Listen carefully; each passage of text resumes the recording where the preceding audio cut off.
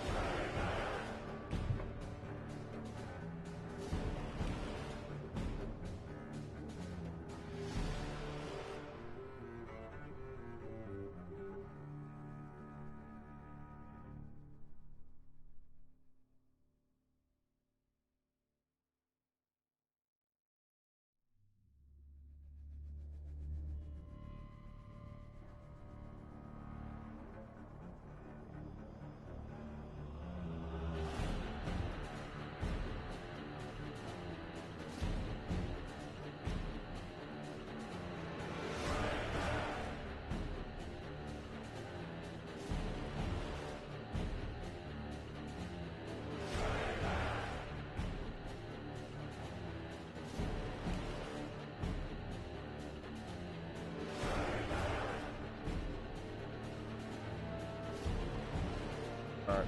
We're actually gonna tweet out. This is the final stream.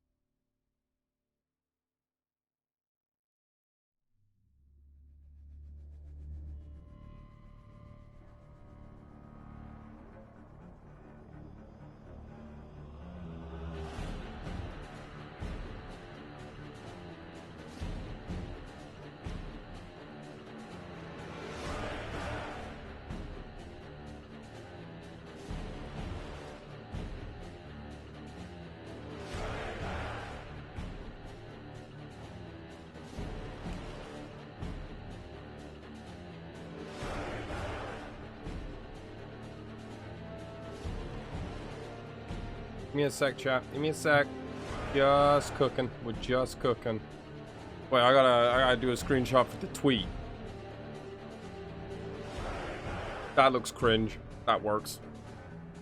What the fuck did that save on my computer?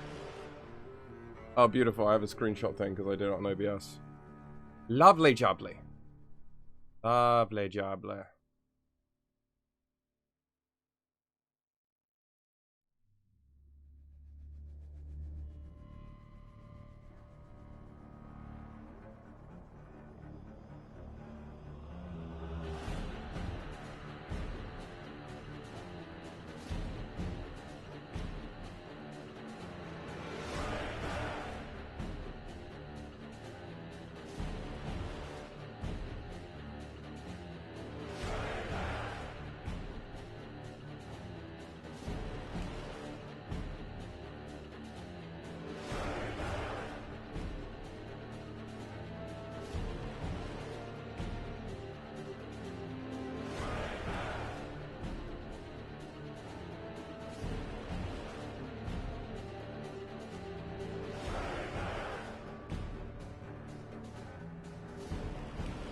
Alright, we're almost there. We're almost there, chat. Your boy actually tweeted for once. I hope you're proud of me. I'll tweet a bunch when I'm in Bologna.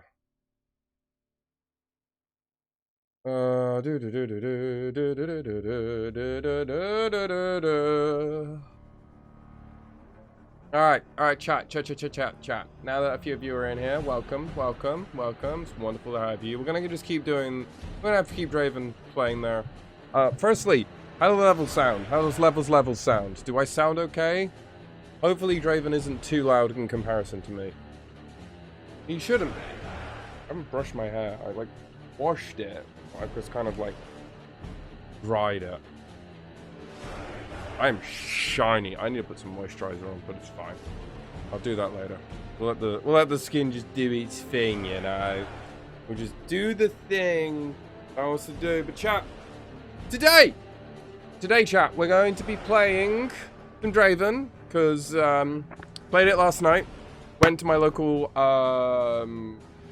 Nexus Knight. We had 40 players, which was hype. Firstly, I just want to shout out Darksphere, my local game shop. I just want to shout out the amazing community there. 40 players.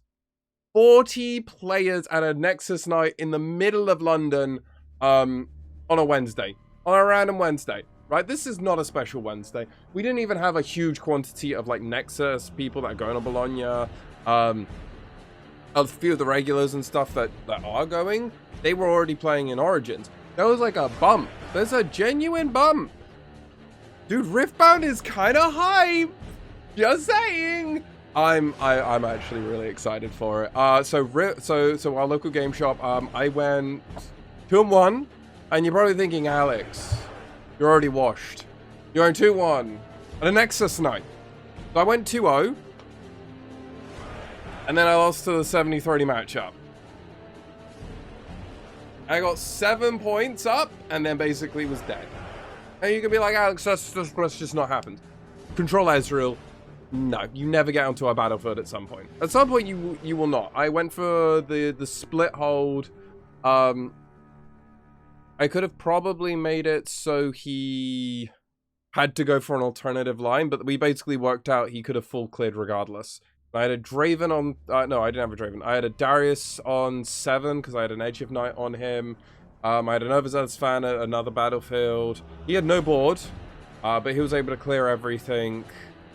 As well as a Treasure Hunter, which I put with the Overzealous fan with the idea that he might have to try and play a rush unit because I was playing around the idea of Watcher. So I know he plays as a 2 of. So if he plays Watcher, then I still actually get to Overzealous fan push it back. The idea in my head was that he'd be able to kill the DRAVEN and potentially the Treasure Hunter would still live. I was playing to that out, but he had the Ballow's Breath plus a bunch of other stuff. So it didn't matter. It didn't matter. Our opponent won that one. Our other games. What are other games? We played against... I've got my notebook over there if I need to do it. I think I can do this from memory. Played against Kai'Sa in round 1. And the main deck hard bargain was very big.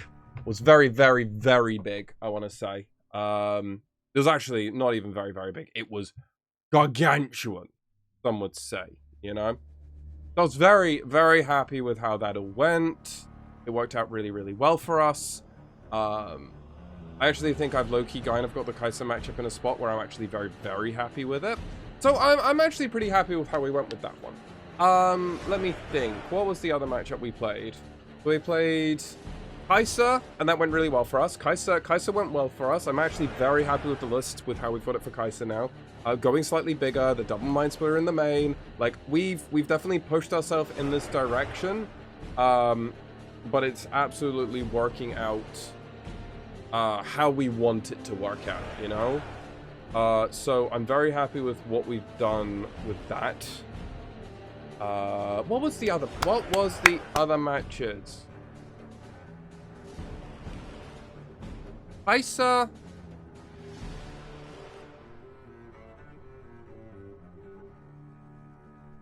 It was our round 2 opponent. It was Aurora Misfortune. Our opponent did not know that matchup. They didn't also know the battlefield order and everything. So I taught them. I was like telling them what they should do and stuff. They didn't go... They did Paper Tree game 1 against my Reaver's Row, which is just never correct to do. You should always go with the Aspirant's Climb because you want to just push the game further. Game 2 on the play, he also played Aspirant's Climb. And he also had like the turn 3 Aurora into a second Aurora. So, I mean, my opponent kind of had the nuts. But that's fine. That was fine. I kind of let my opponent kind of do this. I was very much helping them do it. But game 3 was a lot more one-sided. We had, like, semi-decent draws. Nothing crazy. Nothing special. I did a really heads-up play in game 1 with my Kai'Sa. Doing the Ride the Wind to just get double points as fast as possible. I think that's one of the things against those decks as DRAVEN, if you are playing the Ride the Winds. Which is why I think Ride the Wind, by the way, I think is a really good card and you should play too. I know people are like, actually, card's bad and you should never put yourself in spot. Nope. Disagree. Disagree massively because Ride the Wind against Aurora gets you so many random extra points where you don't necessarily have to have it on the early turns. It's really good. Yeah, Magical Christmas sounds great. If you're on the draw, you play your Obelisk of Power and you play a 2-drop into an Oxus Hopeful. And you go boom boom. It's great. It's great. Yeah. When you have to go Kaiser turn 1, and you go in, at least if you can ride the wind, go across, or you can play like Draven onto one battlefield, ride the wind, get another draw with the Kaiser. You get 2 draws. Your opponent's then still playing with themselves a little bit. You get to 4 points. You can pull off. Like you've got plays. You're not fully out of the game. Yeah, that's all I'm gonna say. It was a good matchup. I'm really happy I played it. I feel a lot more confident in the matchup. I think Aurora is actually just a good matchup for Draven. In general, I think really good Aurora players will be able to make slightly less confident Draven players lose. I mean, also, I'm playing the 3 Rebuke. Obviously, we've been on 3 Rebukes for a few weeks now, chat. Few weeks. I think it's one of the best cards in the format at the moment. So yeah, but today chat, hello everybody. By the way, welcome into the stream. Lovely to have you all here. I can see a few of you are here. I'm not going to call out any names because that's fucking weird. Personally, I don't like it when streamers do that. If you want your name called out, say hi in the chat. If not, what I'm going to do is I'm going to tell you what we're going to do today. So, oh, and then I'm going to finish recapping what happened yesterday over at my local game shop. 40 people at Dark Sphere, which was hype. Super hype. Really happy with the numbers that we've been getting at the local game shop. So if you ever see me at the shop, come say hi. If you're a regular already there, you already know who I am. I'm always happy to help people out, get better at game, get better at Riftbound, and just generally just help. You know, just help. It's a wonderful game shop. Our tournament organizer is a genuinely lovely guy. We've got a bulk box where anybody can go through it and just help find commons and uncommons and stuff. So no charge. No charge. It's just love of it. Local people throw our cards in that we don't need. And I love seeing that. And I hope other shops in and around London, UK, and obviously Europe and the world are able to do that for their local communities. So today I'm gonna finish recapping what happened. We've got the final that I lost 0-2-2, but I want to kind of go a little bit more in depth into that. We're then going to dive into the first YouTube video that we're going to be putting out on the Riftbound Master 1 YouTube channel. I don't actually have it made.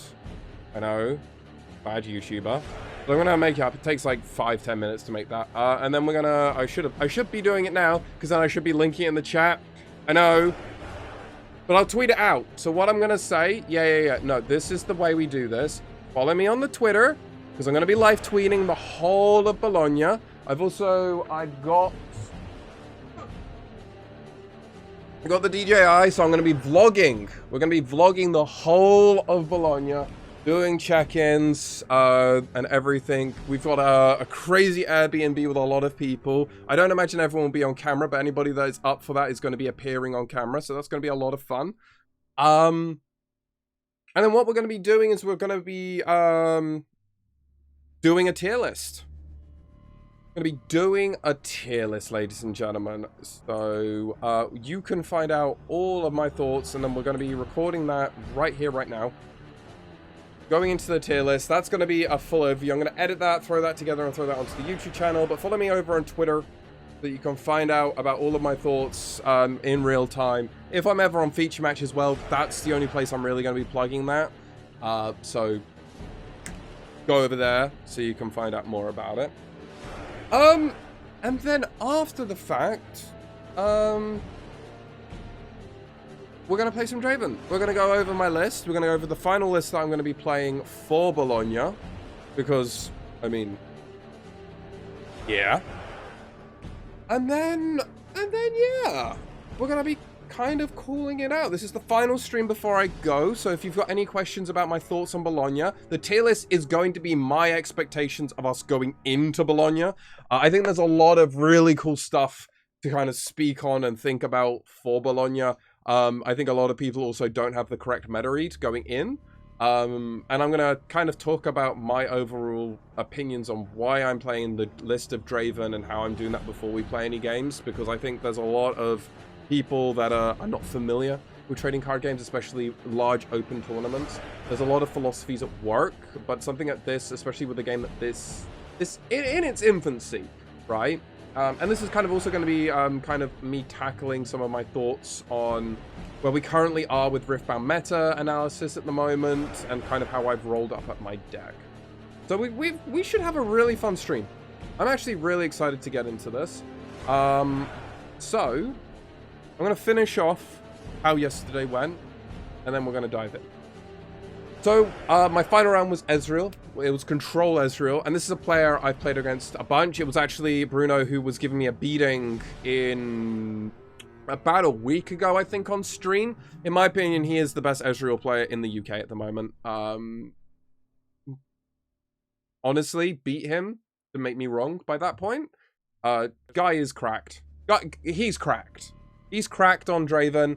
I'm cracked on DRAVEN. He's cracked on Ezreal, but he's playing a list that very much beats me. He's done some evolution. I'm not gonna spoil his list. I'm not gonna spoil his list. That's for him to do when he wants to do that. Hopefully, though, he wins the best of Ezreal and he has a really deep run. But he's playing a Control Ezreal list that's very much has like the 70-30 matchup into DRAVEN. Now, his list does get creamed by Annie, does get creamed by Fiora, absolutely loses to Set, loses to Aurelia, right? Like, he will lose to these kind of decks, but he absolutely smashes DRAVEN. He absolutely smashes all the Miracle decks. So he's kind of angling in this direction, or hopes that the Fiora players and the likes of that don't really understand what they're getting involved in when they play him. So he's able to kind of have this edge over them. But there were like two spots. So game one, I basically play really aggressive because I understand I am the aggressor in the matchup. And when I do win games, it's normally through him having a tiny stumble. And then me normally stealing 1 or 2 extra points. Against him, I know I have to go min-max my points. Went for the double hold. And as I said, he had the Bellows Breath, which was able to clear one of my boards. And then he was able to kill my 7-Might DRAVEN. Even though I knew he had some cards in hand, he had Retreat in Ezreal, so I was really trying to push everything, but sadly it just wasn't there. It just wasn't there. And game two, we had the worst thing. We had a double Bryn here, a double Spinning Axe opening hand. We mulligan a Bryn here and a Spinning Axe. We do not have a 2-drop. Need more really be said, chat. Need more really be said. Sadly, I was not able to come back from that one. I did try and push, but he had the Singularity. He was able to clear my board a little bit, and before I knew it, that's all she wrote. And I understand it. I know the matchup. I know my opponent Bruno very, very well. We've play tested several hours together the matchup. I understand the matchup really well. And if they're not playing his list, which is very much teched for my deck especially, and I'm playing bigger DRAVEN, right? I've beaten Control Ezreals. I feel very, very comfortable in the matchup. I also very much understand my role in the matchup. But yeah, it was a spot where I felt a little bit sad about it all. But that's just how it goes sometimes. But right, Chad, that was yesterday. I'm not going to actually share the deck right this second. We'll come back around to the deck after the fact. But firstly, yeah, I'm going to press the recording button. We're already recording. Do I automatically record? Interesting. Where am I recording to? Sorry, chat. I didn't realize I was even better than I thought I was. It goes to there. Really? Are we recording? Oh, shit. We're recording, chat. Okay. I had no clue. Alright, well, we'll just continue. Forget me. I'm a better not VTuber, I'm a better YouTuber, Twitch streamer than I realized I was. We're already recording the stream, which means it's going to make this edit way easier. Alright. Screw it. Right. Are you ready to hear me do, there we go. There we go. He wasn't spinning his axe. I had to go fix that. All right, ladies and gentlemen, we're gonna do the YouTuber thing. All right, let me get this set up. We got the tier list ready.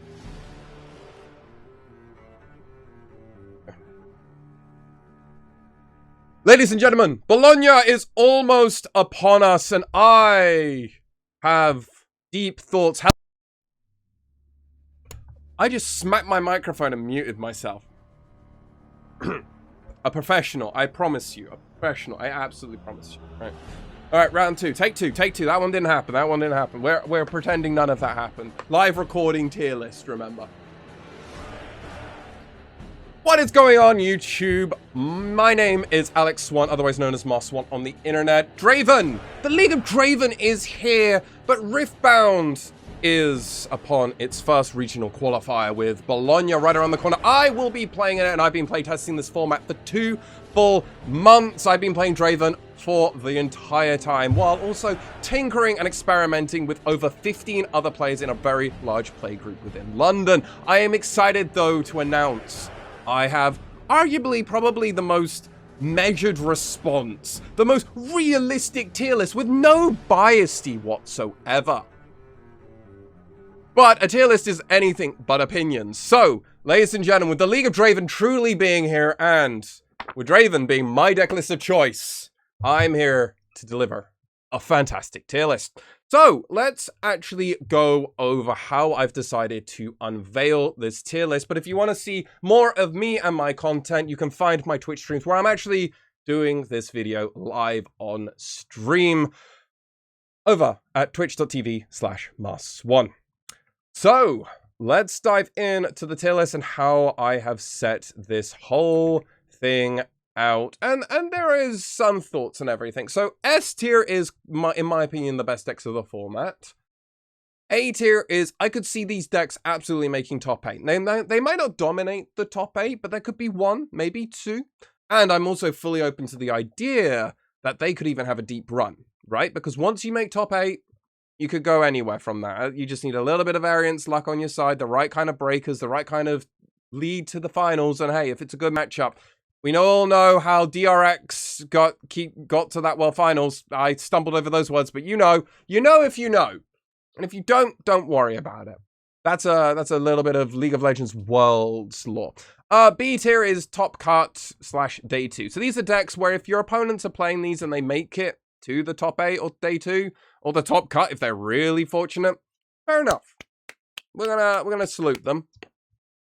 C are the metal card heroes, so I will not be surprised if people are playing these decks. I don't necessarily think they're good decks, so I'd be surprised if anyone in this tier makes day 2. But if they do, I could see them honestly being the kind of thing which might stop you from getting that day 2 spot. If not, they're the ones you very much have to be prepared for when playing for day 2. And D tier is my good luck. You're going to need it. That's all I'm going to say. These are the decks where I've truly not been too impressed with their performance. I've wanted a lot more from them. And I really can't say much more. You're going to need luck. You're going to need more than just luck on your side to honestly get any wins with any of these decks at Bologna. Now, important note, the champions are going to be a culmination of all of the decks. So whenever I pick a champion, or a legend rather, we're going to be putting it. And we're going to do the first one, which is going to be, as no one's surprised, it's going to be DRAVEN. He is the very top of S tier. Both Miracle DRAVEN and mid-range DRAVEN, or even some aggro DRAVEN, or discard scrap heap DRAVEN. As a culmination of everything, DRAVEN is just the best thing you can be doing in the format. He has many flavors. I think mid-range, in my opinion, is the outright best, most consistent thing. There's a few flavors where you can modify him. As I mentioned with Scrap Heap, where you can play a more discard package, very, very akin to Annie in set 1. But as things evolved, DRAVEN has truly just become the best thing. It's got the best legend ability, which if you're not aware of, whenever you win combat, draw a card. There are so many ways of pushing DRAVEN above and beyond and everything. DRAVEN will be in a top 8, I imagine. Hopefully it's me. Hopefully it's your lovely little YouTuber or Twitch streamer, wherever you are at. But I will not be surprised if there's more than one Draven. I know a lot of people were a little bit surprised that a Draven wasn't in the finals of the final China tournament, but I mean, Draven is just insane, and sometimes variance hits them. We're going to go down to do an A tier. And our first one on this tier is going to be Kai'Sa. Kai'Sa is incredibly solid, but there is truly one flavor of Kai'Sa at this moment in time, and that is Control Kai'Sa. Still a very strong deck, and it's got a 50-50 matchup into Draven, which is actually a pretty good spot to be in. It's got a non-zero chance against Aurelia. With all of that burn and the ability to very much kill an Aurelia when she is on the backline does make things pretty difficult, but it's not an unwinnable matchup for an Aurelia. And against Rat Ezreal, which we'll get around to later, it can be pretty positive, but the control one can give you a little bit of problems because it is a control versus control deck. But against the Miracle decks, you're not too shabby against them. Singularity pulls a lot of work. And against a lot more of the more fair decks, you're in a pretty decent spot. And anything below you, you're normally favored into. So, Kai'Sa, absolutely an A-tier deck. I fully expect Victor and specifically Token and or Units Victor to be in Top Cut / Day 2. My opinion is Unit Victor is strictly better. There's a lot of very powerful units. You still get to play the really strong removal cards in Victor, as well as also just playing a tempo strategy. You still get to play Watchers. You still get to play all the really good stuff. Sprite Mother is still a card that, guess what? Really good at trading into things. But against things like Draven, the unit one can struggle against him. Has a pretty good time versus some of the more controlling decks, but at the same time can sometimes struggle against some of the very aggressive decks. So Victor at points has a very strong time, but also has some unwinnable matchups, especially against something like an Aurelia who has a bit of interaction. Absolutely can fumble, especially with the Spellicorn if they can start drawing a few cards. I'm going to put my, we're going to do a metal card, and that's going to be Jax. I love playing against it. In my play group, I have a Jax metal card hero chaser. I like the idea of Jax. His signature spell is very powerful. But the problem is kind of everything around him is kind of whatever. The Jax legend units are fine. They're fine.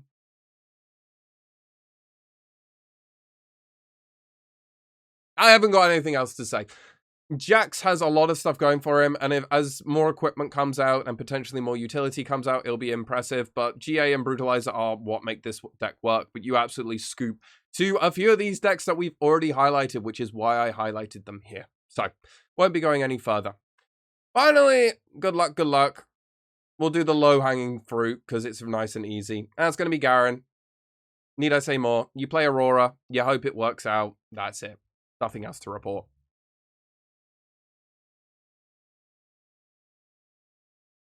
Coming back around. All right, we'll cut and then we'll come back. Coming back around to the S tier, we're going to be doing Aurelia as surprise to no one. Aurelia is arguably one of the best decks in the format. If you are surprised by this, I'm sorry. Aurelia is relatively straightforward to learn, but a very hard deck to master. I would argue the cliff of Aurelia is one of the biggest cliffs between thinking you understand it, you actually realizing you don't understand it for ages, and then there's a huge thing where you actually understand it again. Aurelia truly is the masterful thing where you realize that if you can play your Aurelia and keep her around for multiple turns in a row, you probably win the game. Plain old simple. She is extremely powerful, has a wide, diverse way of winning the games, and a good Aurelia is vastly different to a great Aurelia, is vastly different to the best Aurelia players. Now, the best Aurelias can absolutely beat Dravens. Good Aurelias can struggle. Learning Aurelias will just lose. Aurelia is not a free matchup for Draven. It's truly a 50-50 in my opinion. Little play draw, a tiny bit play draw. It depends if they're playing 3 rebukes. Which chat, that's why I'm playing the 3 rebukes. Just gonna put that out there. But different variants of Draven will be doing different things. Draven relies heavily on getting aggressive onto the Aurelia, but the Aurelia themselves is very good at doing other things. Aurelia herself is also very good in control decks, so she very much will beat the Kai'Sa, can have a strong matchup into Victor, and kind of laughs at all the other decks below. So, Aurelia truly is one of the best decks you could be playing at Bologna, and is a great deck to pick up and learn. In part because it teaches a lot of fundamentals about sequencing and how Riftbound works on a rule level. Going into A tier, I am going to be putting in Sivir. Sivir could absolutely make top 8. I think Sivir is one of the most surprising, impressively powerful decks coming into the format. Miracle Sivir, as we saw in China, is genuinely a powerful deck in the right hands, but that was piloted by a master. So a lot of people will defer over to playing Aurora, which I think, truly hear me out here, low-key kind of might be the better Aurora deck.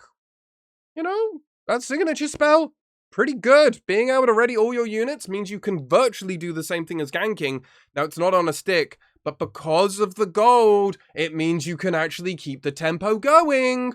All I'm going to say is I have been very surprised about it, so I would highly recommend considering looking into Sivir.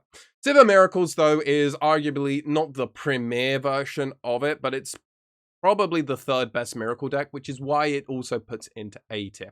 I don't think it's better than Draven, and I don't think it's better than Ezreal, but I still think it's a very, very solid deck. So Sivir is going to actually be above Kai'Sa.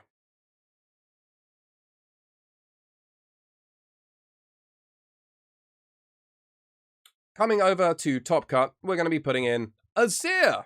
Azir is a strong deck. We saw it obviously doing very well over in China, but sometimes that does come down to some variance. His ability is fine, but very reliant on the right kind of draws, and he also is a very heavily reliant. And Azir heavily relies on one's very specific card, Arise, actually doing a lot. Now, the problem is, if your opponent clears a lot of your equipment, you're kind of left sometimes with nothing. Draven is also heavily favored into the matchup. Azir can also struggle into Irelia, and if Kai'Sa as well has a favorable matchup into it.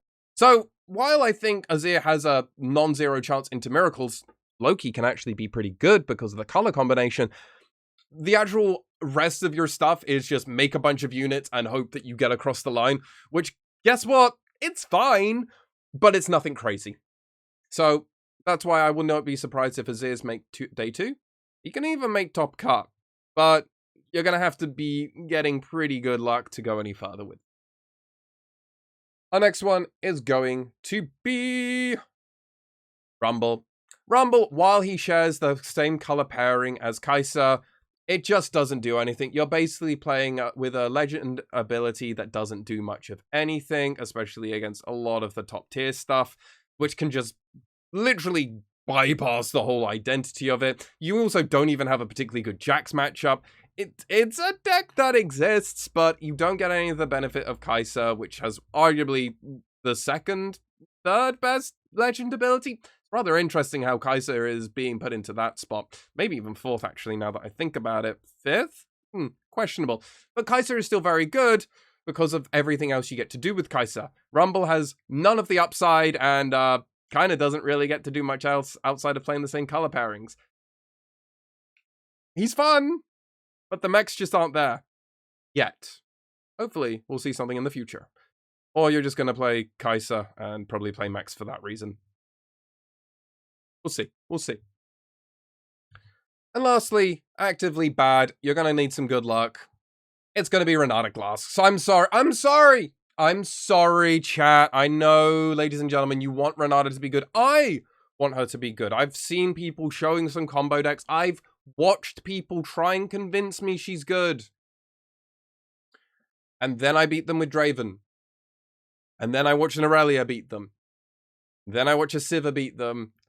And then I watch a Victor beat them. And I look at them and go, buddy, it's okay. You've tried. It doesn't work. It's fine. So Renata has a lot of potential, but she's just not there yet. So good luck to any soldiers out there. And honestly, I'm going to put Garen above Renata at the moment because the color combination, at least one of them, has a random way out. God bless, soldier. God bless.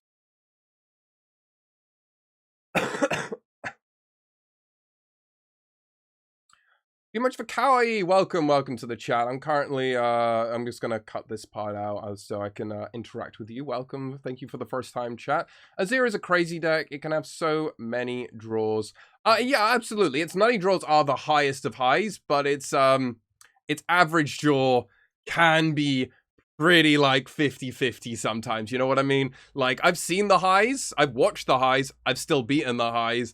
The lows are awful. You know what I mean? It's like, if you want to play something like that, just play like something like a miracle deck. It's definitely the best legend in that color combination. And I don't want to say that. I really wanted to make Leona work, but it's just not there. Rumble was just throwing might at the battlefield and hoping anything sticks. Yeah, exactly. And if you're gonna do that, you might as well just play these guys. Or even fucking Jax. Like, there's so many other things to do.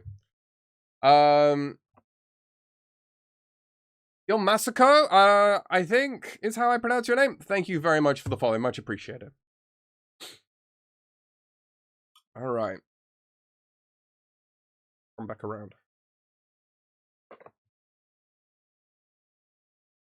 Our final hero, legend, rather, is going to be Ezreal. Oh my god, it's like you watched the video this whole time through and now you see that I have picked Ezreal as the S tier champion. Who could have seen that happen?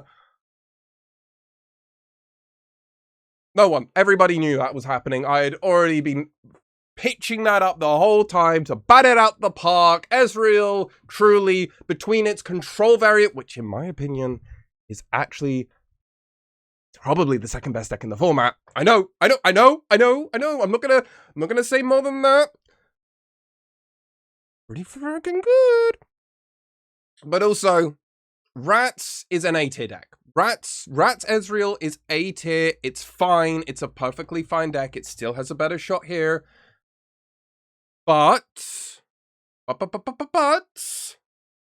it's still a very strong deck, and it will Rats can absolutely be everything that's in, well, not maybe everything, but will have a very strong matchup versus everything that's in B tier and below, and even has non-zero chances into the A tier spot. But Control Ezreal in its two variants, which is far more, let me split this out, ladies and gentlemen. You have the Treasure Trove full value package, or you have the more controlling min-max on repeat package. And you also have some other variants in and out there, some which play a few more units to try and do more combat stuff and get more with last rights. There's a whole variety of Control Ezreal, but the core philosophy of what I'm trying to get at here is Ezreal is playing purple. It gets the best color. It plays blue, so it has some of the best interaction. You can really use its effect. You have last rights. There's so many things that you can do. Plus, the fact is, in game one, and this is such an important thing in Riftbound, game one, when you sit down, your opponent has to go, are you control or rat? Because if you're control, there are certain cards you don't want in the mulligan. And if you're rats, there's certain cards you do want in the mulligan. And depending on your deck, if you're not something like DRAVEN, which has a pretty good thing into rats and a less good thing into control, you gotta pass this up. But also, if you're Ezreal and you play against only like 2 or 3 Aurelias in day one of Bologna, you're gonna cry and wish you were playing rats, because rats can actually beat Aurelia, whereas control is going to struggle. So, it's actually a very interesting thing. Ezreal also loses to some of the A-tier decks, but absolutely dominates everything below here, as well as DRAVEN, which is arguably the menace of the format. Also, important note, Control Ezreal smashes every miracle deck. For us, 1, 2, 3, let me guess. 4th best is Annie. Well, ladies and gentlemen, our Twitch chat viewer over there is actually going to be putting it in And you know what, I'm going to do a little sneak peek at the future of everything. Nothing comes above Annie in the A tier. Truly, I absolutely believe Annie is arguably the top of A tier. The aggro variant is so important. We're already seeing the evolution of the Riftbound format. We saw this happen in Origins in set 1, and Annie is still proving to be one of the best decks in Riftbound. It's not surprising that if everybody starts going bigger, Annie starts coming up and starts going a little bit lower. She's playing the exact same color combination as DRAVEN and was arguably one of the best decks in Origins, if, in my opinion, was the best deck by the very end of it. Annie warps the format, and now the ability to actually be playing down, up, coming back around. I think Annie is so good. She also has a great matchup into Control Ezreal, a very strong matchup actually into Aurelia, and it's like 50-50. It's like 50-50 into DRAVEN. Miracle decks can give Annie a little bit of a problem if they nut draw, but if they stumble, Annie is incredibly strong, and I highly recommend you play around with it. This is playing the deckhand variant, I will add, where you can very much sneak points out of people where they don't expect it, especially if they're not expecting you to come at them incredibly hard. There are a few variants of Annie, but I truly do love the core philosophy of Smash Face Annie. You really need a strong reason to play Annie rather than DRAVEN. I don't see her being better at this color combination. No, I think too much for Kai. I don't disagree with you with that philosophy. I would still play DRAVEN, but the idea is if you think a lot of decks are going to go bigger, Annie is very good at playing the smaller variant of the same color combination, simply because you get the untap ability. I mean, I'm playing a whole battlefield in my DRAVEN deck to get Annie's ability because of just how good it is. Oh.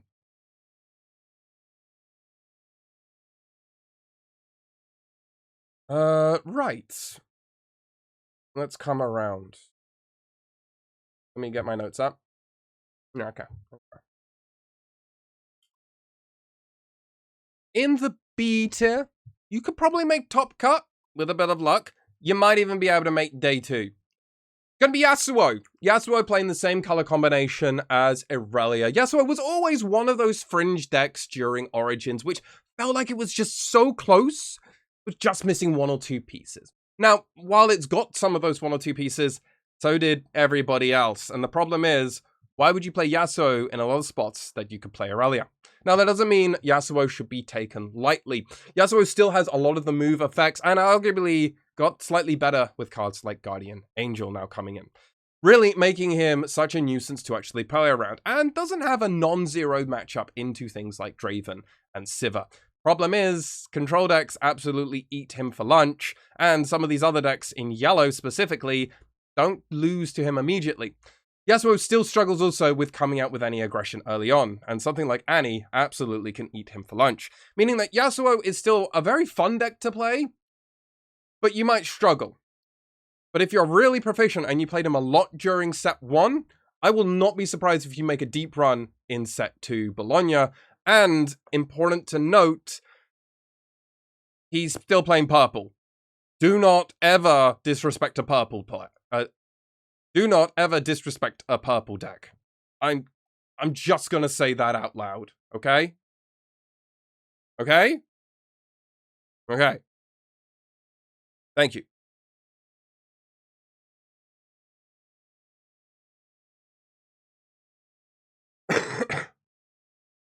All right.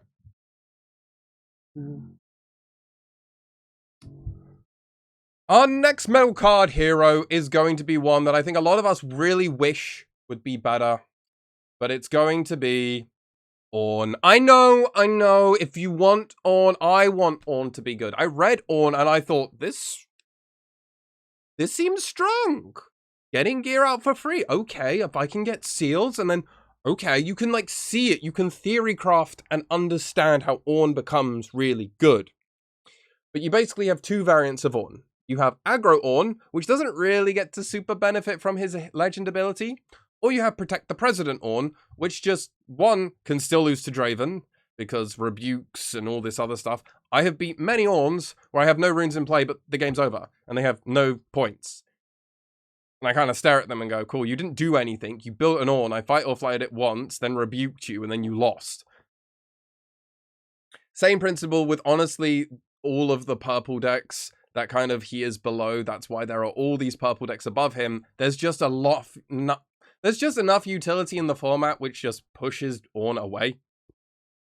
The other factor is Ornn is still missing some equipment. You really want something, even a legendary one, which could have just made him so he becomes untargetable. Would that have maybe made him a bit too powerful? Perhaps, but it also would have made it have some inevitability factor. Though sadly, without all of that, I could see an Ornn going 6-3. No, 5-3. But making day 2? I don't want to bet money. Maybe one player will, but I don't know if they'll go any further than that. So, good luck to all the Ornn players out there. And if you've got a spicy list, I do want to hear about it. Now, final one is going to be in the GLGL tier. We're going to continue with our Spirit Forged ones. It's going to be Rek'Sai. It's going to be Rek'Sai. Because, if I'm honest, I can't see a single way to actually make Rek'Sai work in this format. And the reason I say is you do not beat any of the S tier decks. You struggle versus a bunch of the A tier decks. And some of the B tier decks, while you could definitely have game, like Rek'Sai versus Azir, guess what? Rek'Sai can come out. Same with Victor, absolutely. But if everything else is borderline unplayable, good luck, soldier. You're also not the best legend in the same color combination. And trust me, I have witnessed someone for 2 straight months try and make this work. And the same color pairing isn't going to be in the same tier list. But in the same tier. So, I mean, just going to place it there.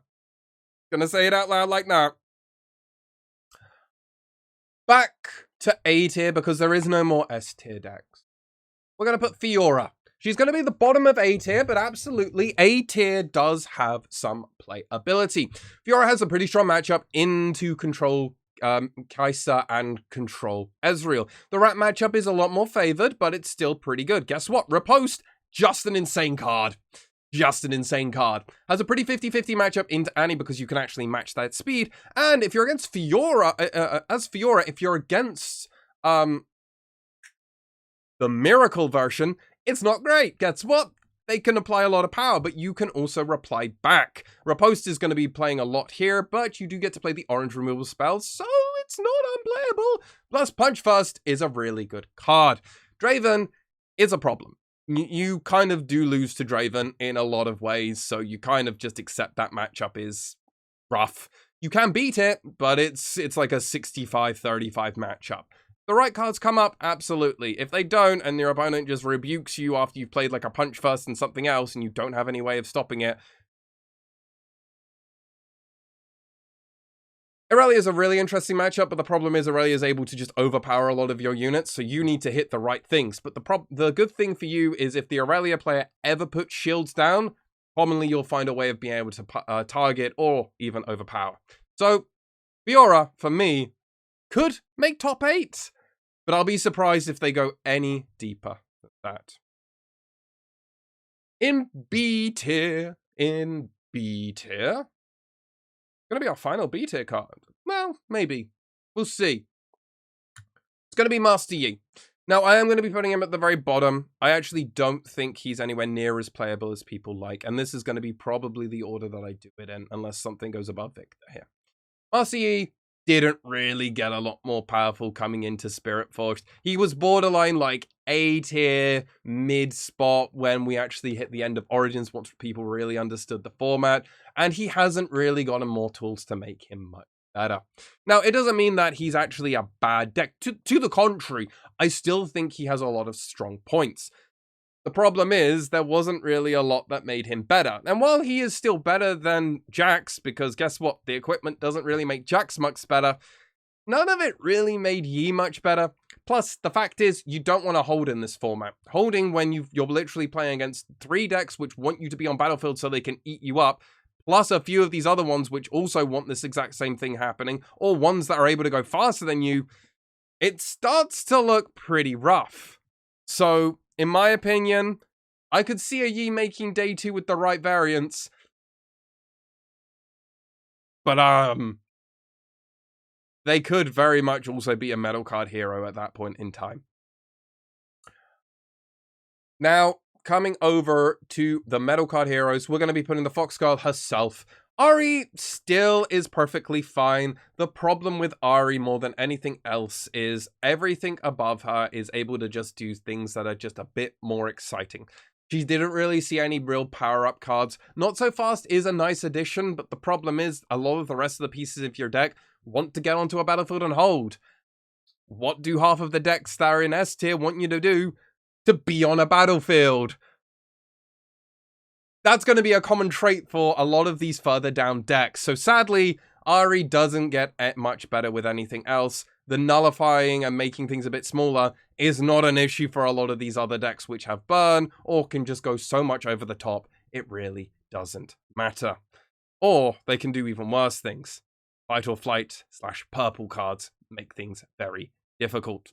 So sadly, the Fox Girl has not gotten any better, but if you're a metal card hero, I still think you have a spot. And by the way, I do think, let's just fix things here a little bit. This is correct. This is correct. You're still the top of the metal cards at the moment. Alright. You got any thoughts on this, chat? Alright, where are we at? I think it will take. I think it won't take a lot for the next set for Rek'Sai to become decent to a beta deck. I agree with you, Orzov Gaming. Orzov German. Oh, yo! You also gave me a follow. Welcome to the chat. Lovely to see you here. But I agree with you. I think Rek'Sai is close. It's just missing a few pieces at the moment. It's just missing a few pieces.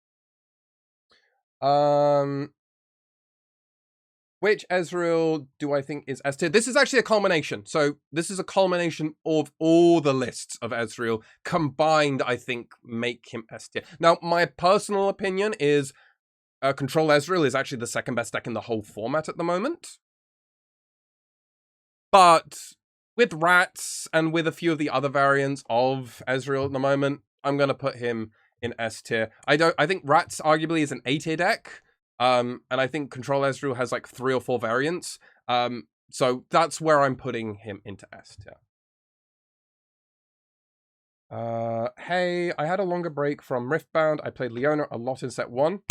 Respect, I am a fellow Leona gamer for most of set 1. Can anyone recommend me an easy deck to pilot that is also pretty good on a bargain? I thought about trying Rumble, Rek'Sai, Fiora. I would recommend Azir. You've already got the right color combination for him. He offers a lot of fun stuff and is one of the most budget-friendly decks in the whole thing. Fiora, I think, is actually a very solid deck. You've got some yellow cards that will cross over with that. And outside of Riposte, which is probably the most expensive card in the deck, the rest of it's very cheap. So yeah, that would be my suggestion. I think if those are the, if you're looking especially at those 3, I would recommend Fiora, because I think she's got a lot of play. And Riposte is a very, very powerful card. And she's relatively straightforward to play. You get to learn unit combat really well. So that would be my recommendation. But welcome 1-0 to the chat. And thank you very much to Kai for the follow. Much appreciated. Much love over to you. And thank you for 1-0 as well for the follow. Yo, we just got that goal. I think the next follower goal has just started up. Much love to you all. Thank you so much for the support. Really appreciate it. Thank you. Thank you. All right. Let's continue on with the tier list, ladies and gentlemen. Coming over to the good luck to the soldiers that are going to need it. It's going to be the Blind Monk himself. He is not going to be able to insect people, but because of a color combination, he does actually go above Renata and the Void Bara herself. Renata I will put down at the bottom, but Lee Sin. I mean, green cards didn't really get much better. And he's in orange, so you can play Aurora. And I mean, that's kind of it, really? Honestly, Lee Sin struggles with the same problem that Jax has, but the difference is Jax at least has a legend ability, which at some spots, because of Brutalizer and being able to move things around and do some really cool stuff, there is actually doing something. Also, Jax has a pretty good signature spell. Lee Sin's signature spell doesn't say you get to win combat in the right scenarios. It says you kill something. Maybe. Assuming they don't have a reaction speed spell. And you need to also keep your units around, which makes some of these other matchups here even harder for you to win. Plus, if you're trying to do something, this might just eat you up. Plus, if you're not able to keep a lot of units around, this might just eat you up. Plus, if you get fall behind, this will be too far ahead. You're starting to see where I'm coming at with you. I think you play Aurora and you roll the dice, and if you hit it, you're golden. Hey, you're still the same color combination as the best one that gets to do it. So there's a chance. We're saying there's a chance. Not a good one, but there is a chance, ladies and gentlemen. Coming over to the very bottom of A tier is gonna be Lucian. Now, Lucian is maybe my most contentious one, but I keep seeing lists and I keep seeing people having some decent spots with him. Do I fully expect all of these decks to make top 8? No. Do I think a Lucian could maybe sneak in as the 8th seed? Yes. Do I think Lucian is actually super good? No. But I have experienced and watched enough Lucian players where they randomly keep picking up wins, and I you know what? It gets to the point where you keep scratching your head and going, I don't get it, but they keep winning. And at some point, maybe it's a thing that at the event, they're not playing against a lot of DRAVENs and Aurelius. And you ask them and they go, yeah, no, I haven't. Now, and then you go, oh, okay, cool. So they're playing against basically the rest of the field. And I think what's important, ladies and gentlemen, is at a big, wide tournament like Bologna, something like Lucian is actually really good as a blanket thing into a field. It's a very aggressive deck that gets to play some good equipment, but not the best one of Guardian Angel, and can randomly steal spots from people. The fact is, also, you get to play Orange Lucian in your Legend Zone, which is probably the best orange card outside of Punch First in set 2. So, with this combination, plus with people not being able to play against Mosquito-based strategies, he's pretty good.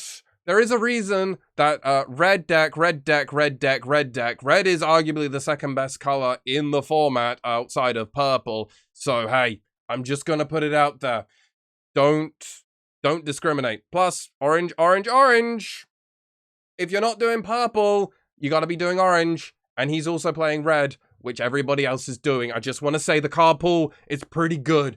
It's not broken, but Punch First is a very powerful card, along with a lot of other great things. So, Lucian is going to be the very bottom, but don't be too surprised if one Lucian makes a deep run in top cut, or maybe yes, shot. 8. Oh god, I messed that up, but we're just going to keep going. I don't care. I messed that. I had the ending, and then I absolutely messed it. Riposte is cheap for starters. Ah, that's true. Set Brawler. Yeah, Brawler is high for... could you go over your thoughts on Azir again? I want to main him in the meta, and I'm curious of your thoughts. So, the highs of Azir are really high when it works out, but sadly, if you don't have the nut draws, he's just not very good. He also relies heavily on a rise, and you've got to try and keep a lot of your units out there. The other factor is, there is a very specific card, which I'm now playing a 2 of in my sideboard. That's Thermal Beam. Now, Thermal Beam completely destroys your whole strategy. And by the way, I already have a pretty good matchup into Azir. So Azir makes top cut / day 2, but you kind of need to dodge. You need to dodge DRAVEN, or at least competent DRAVEN players. Thanks for the nice answer. Is Fiora more straightforward than Azir? I would argue a little bit more straightforward.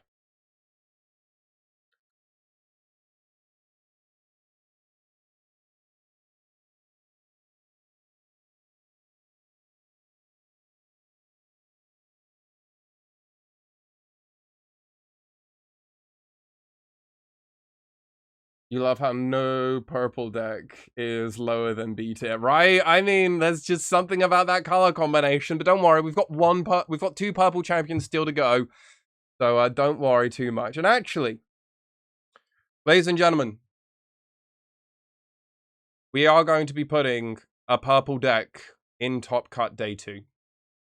And that's going to be Misfortune. Misfortune is still very good.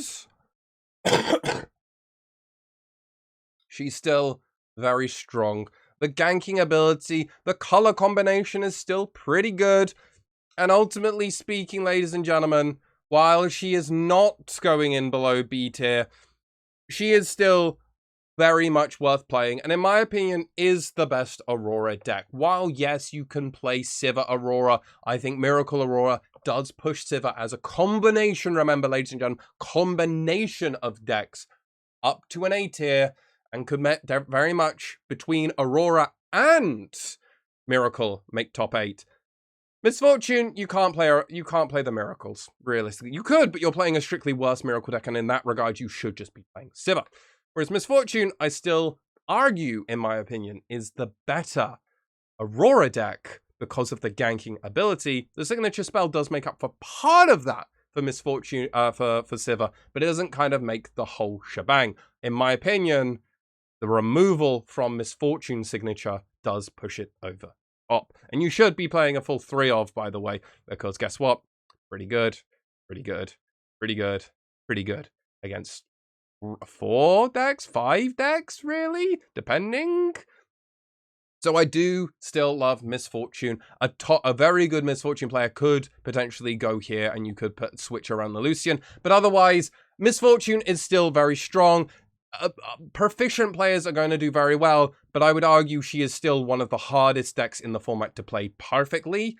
Far more so than anybody else that I've got above her. So you'll have to put a lot of effort into learning her for arguably the sake and love of the game, which if you are like that, you have my respects. But don't be surprised if you get matched against, or see me, if I do get on coverage, matched against a Misfortune in day 2, and we're fighting for our lives. But don't worry, always on the best.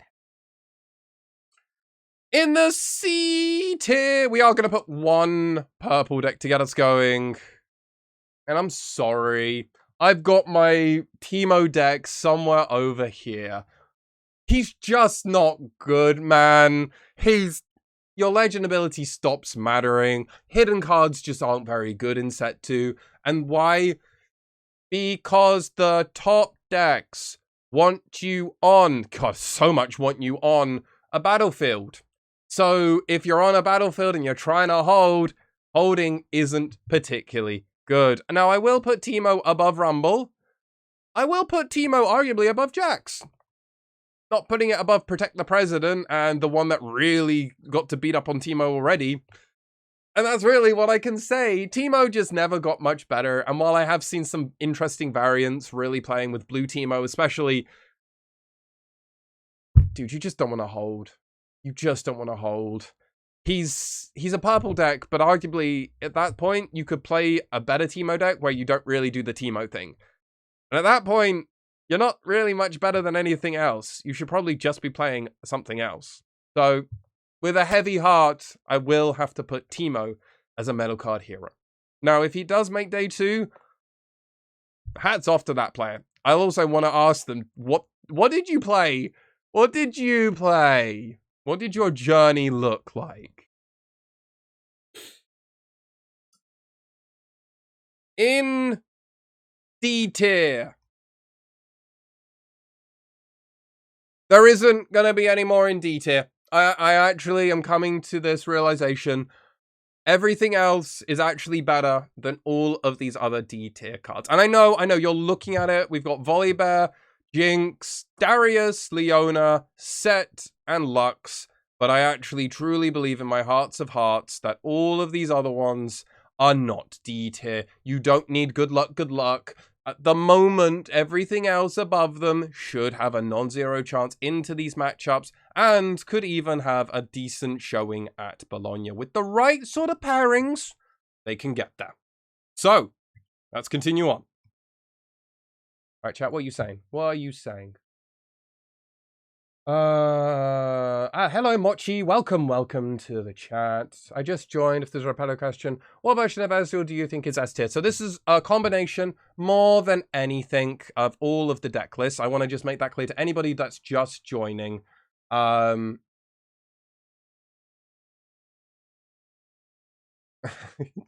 Timo watching you. So this is a culmination of every single list. So if this is, think of it as every single deck that these legends. But specifically, I think Ezreal, or specifically Control Ezreal, is an S tier deck, and I think Rats is more of an A tier deck. But there are like 3 to 4 variants of Control Ezreal. So thank you for the question, Mochi. Control Ezreal is very much pushing it into the top tier, but that's, I hope, makes sense. Some leaders are pretty clearly in the perspective of color. Yasuo is terrible and won't be played outside of meta card. I don't think you're fully wrong with that. But I think arguably you get to play a lot of the same cards that Aurelia. You're just playing a worse Aurelia deck. I mean, Aurelia is arguably the third best deck because you actually have a pretty good matchup into some of the control decks. And that's the same for Yasuo. So Yasuo can do very similar kind of mosquito biting in, coming back out, very annoying to deal with, especially if you target him at a base and then you jump him back or you do stuff. So I don't think Yasuo is unplayable, but he is that borderline kind of like metal card hero going above. So yeah. My goat bear never got D tier. He's just oversized Kai'Sa. No, I mean, you know what? Kawaii, you know what we're gonna do? Let me do this. In D tier, we actually have got Volibear. Why? Because there's 2 variants of Volibear. There's Aurora Volibear, which everybody knew about. I think everybody knew Volibear Aurora was probably a thing. It was at some points maybe the only thing you could really do. But as I've seen it, he keeps climbing up the ranks. And in my opinion, aggro Volibear is actually the best of D tier at the moment. I don't know if I'm going to add more to the D tier. You have to wait and see on the next episode of my tier list, but Volibear's a real deal. He's like so close to being here. I don't want to say it's not. But Volibear is low-key kind of good. The Minotaur is really scary. You can also turn 3 just play 9 drops. Trust me, I played it. If you joined my stream yesterday, which, by the way, if you're watching over on YouTube, twitch.tv/Moss1, I was playing Leona, and my opponent was playing Volibear, and he turn 3 played a Dead Bloom Predator onto my Leona and killed her. Guess who won that match? The Volibear. You can sometimes just look at it and you can't do much about it. So honestly, Volibear's got game. Don't be too surprised if you play against a Volibear. Be prepared. Don't get me wrong. He still gets his ass kind of eaten by the top decks. But if you're someone like a Lucian or a Fiora and you're going to take them, you're gonna be surprised. By the way, Volibear Hilarity actually has a good Miracle matchup. I'm just saying that now. I'm just saying that now in case that happens on coverage. Can you imagine that happening, chat? Oh my god.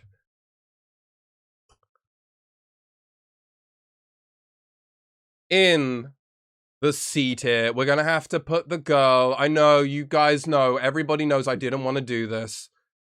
But sadly, Leona isn't even very high. I know. I want to make her work. We'll keep grinding. We'll keep trying to figure her out. We'll do it on the Twitch. We will keep trying to figure out the best list of Leona.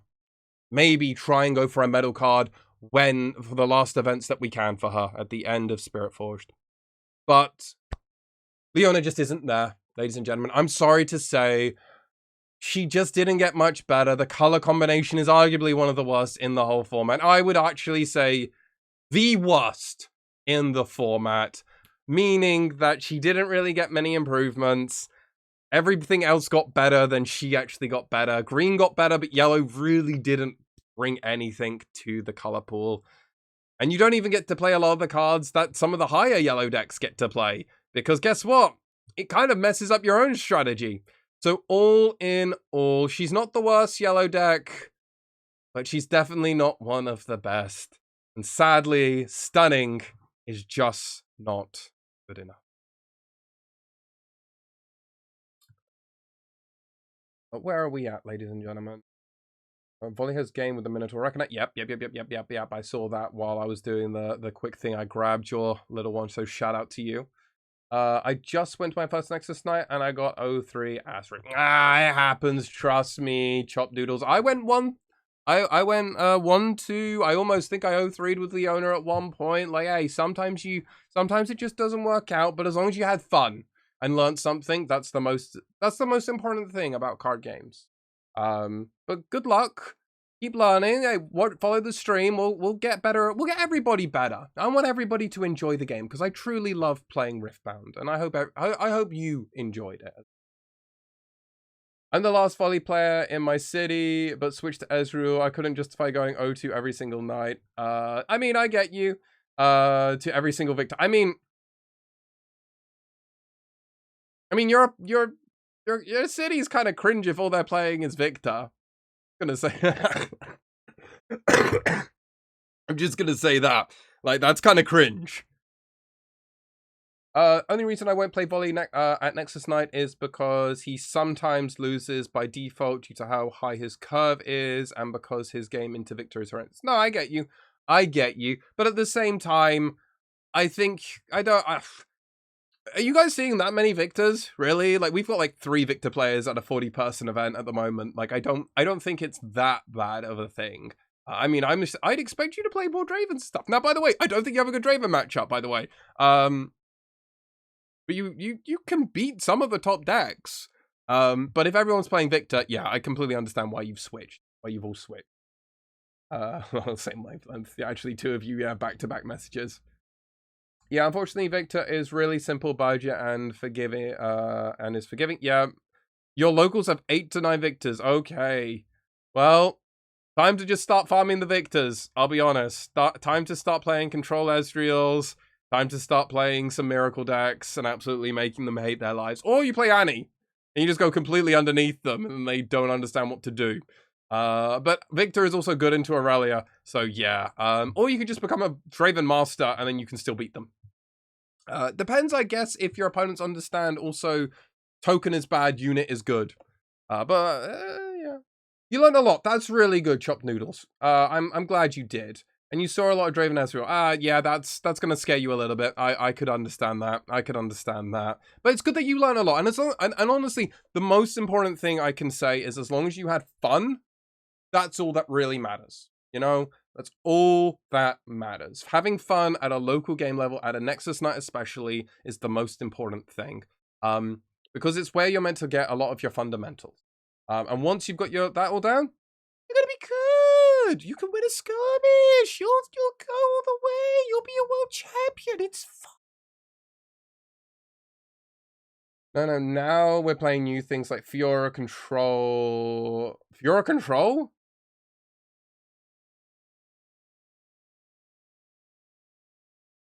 Okay. Rek'Sai Control. Okay. And Victor. Smiley face. I faced the same yellow packet with 4 different legends. Oh, God. Oh, that's awful. Oh, my God. Trade-off is that there is only 1 Draven in, like, 30 people.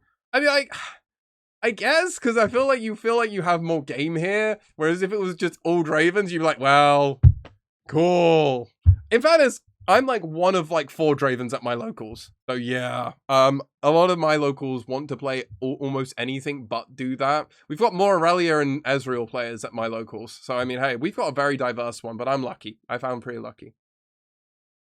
Your locals is weird. Have unless Victor player, another player, Victor, who experimenting with Siva, and then a bunch of yeah, yeah. I mean, at least you've got a diverse meta. 30 people for an exercise sounds lit. Yeah, no, absolutely. That sounds awesome. Also, I just realized now I'm just touching my ear. I have my earring fell out at some point. Weird.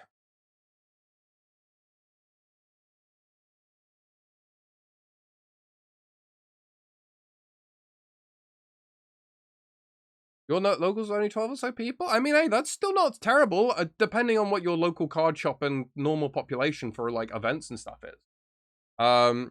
30 people for an extra night is hype. We had 40 at my one last night on a Wednesday. And that was crazy for us. And that was awesome. It was so cool to get to meet a bunch of new people, to hang out. A lot of people came along because of the pre-release. Now, we got very lucky. We had a 120 plus player pre-release at my local game store, which was like crazy popping off. And then a lot of people have now come back. So it seems like doing this like mega pre-release that the shop didn't actually want to do actually came around. Yo, Razor, welcome to the stream. Lovely to see your face here. Miracle Siva or Ezreal? So this is both Miracle Ezreal, Rats Ezreal, or Control Ezreal. I don't really think Miracle Ezreal is the playing to do. I think you should just play Control instead of Miracle. I guess Control Miracle is arguably the same thing now at this point. I think a lot of people have merged those together. But it's like one of the 4 variants of Control Ezreal. Whereas Siva is mostly the Miracle variant. But I think it would be like a B tier mid deck if it was the Aurora variant. Ornn could maybe be a tier higher, but I don't know if it's actually better than Ahri or Volibear at the moment until I can see that. I mean, it's arguably like I could see Master Yi being go down 1, and we could probably put one of these top 3 at the moment, but we're kind of there.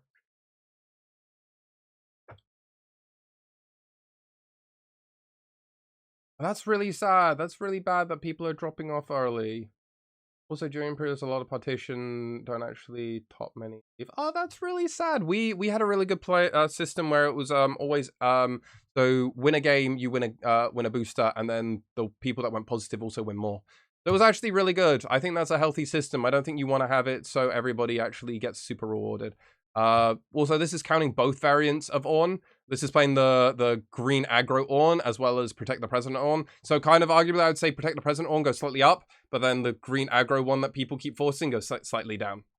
So that's where it is. Ornn is also slightly clunky. I would agree. We'll have to try a Razor at some point, that the Ornn list that you want me to try out. I'll have to do that when I come back from Bologna.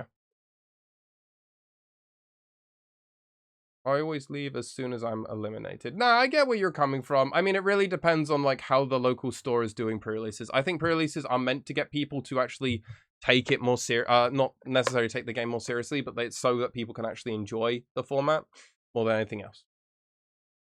All right, ladies and gentlemen, we're going to come back to the tier list. If you have any questions, I'll be back on it. Just give me a second. I'm just referring to my notes.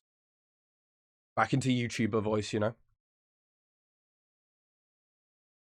With the metal cards, though, we're going to continue on with another one after Leona.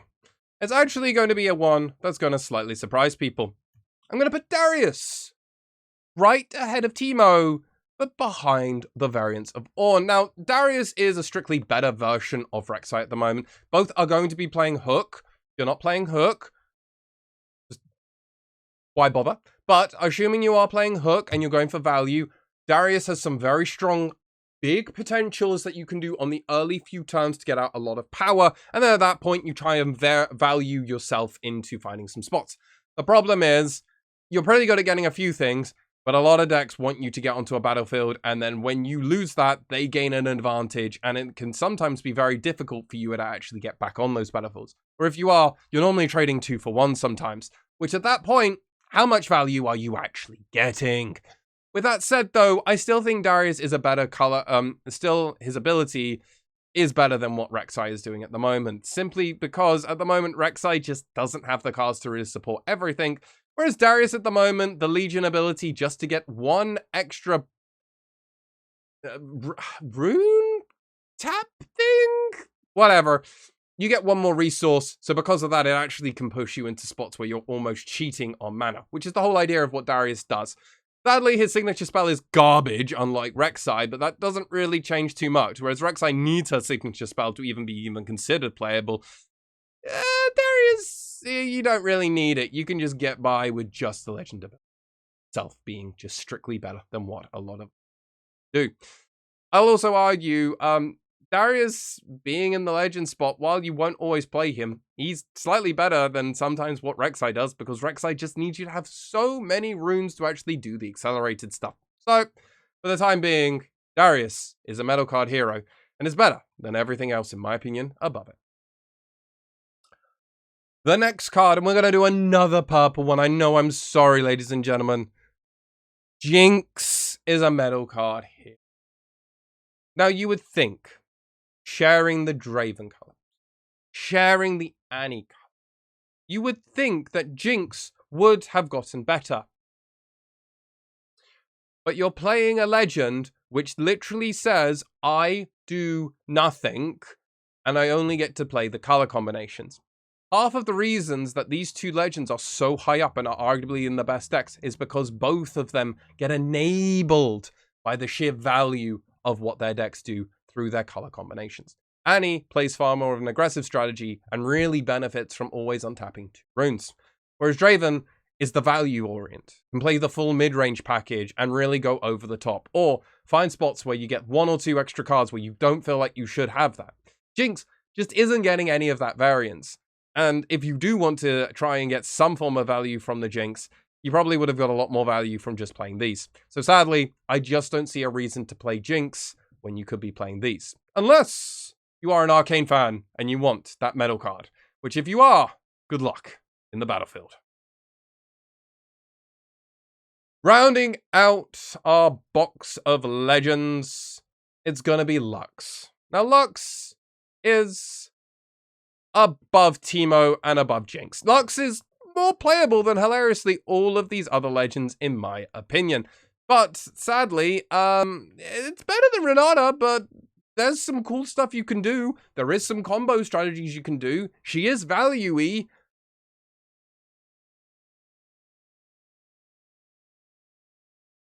Oh, what, you expected me to say more?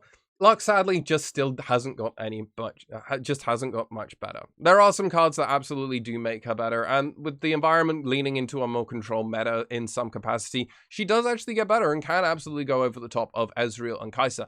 The problem is you're just really not beating a lot of these other decks in the format. Arguably, Aurora decks are still going to eat you up at points. Protect President decks are going to be just impossible for you to deal with unless you have the right combination of yellow cards. Your blue cards aren't even going to be doing too much outside of value-based things, and you can just lose to things like Fiora riposting you once. This isn't even going into the fact that Irelia and Yasuo play green cards, which means it's very difficult for her to actually find the right spot, and DRAVEN just values the fuck out of you. Need I say more? Need I say more? But with our final one, ladies and gentlemen, it's set. Where do you think our final unit will be going? Well, you know he's not going in S tier, because I've already said that, and there's no way he's ever going here. So where do we think he goes? He's actually the bottom of B tier. And I'm going to make it very abundantly clear why he goes here. The reason being is he gets to eat the control decks. He has a non-zero chance into the other aggro decks. He actually has a pretty decent spot into Irelia because of his ability to be able to jump back and forth and actually keep fighting the president when she really doesn't want to. You get to play the same kind of fighting cards, but sadly you don't have Riposte, so you're not as good as Fiora. But your legend ability is really, I can't understate how insane you farm the control decks as set. So it kind of comes around to the fact that, sadly, the best decks that you used to be able to farm are now no longer the best decks. The best deck is a deck that actually beats you. However, you still have game into a lot of these other spots. So where you would lose, you're losing very hard. But everything else, not unplayable. Plus, you do farm a lot of these lower decks. So I can't put him in the metal card heroes, but he's just in that spot. If he makes top cut, hey, that set player knows what he's doing. Or he got really good pairings for like most of day 1 and day 2. But hey, that's how it would go.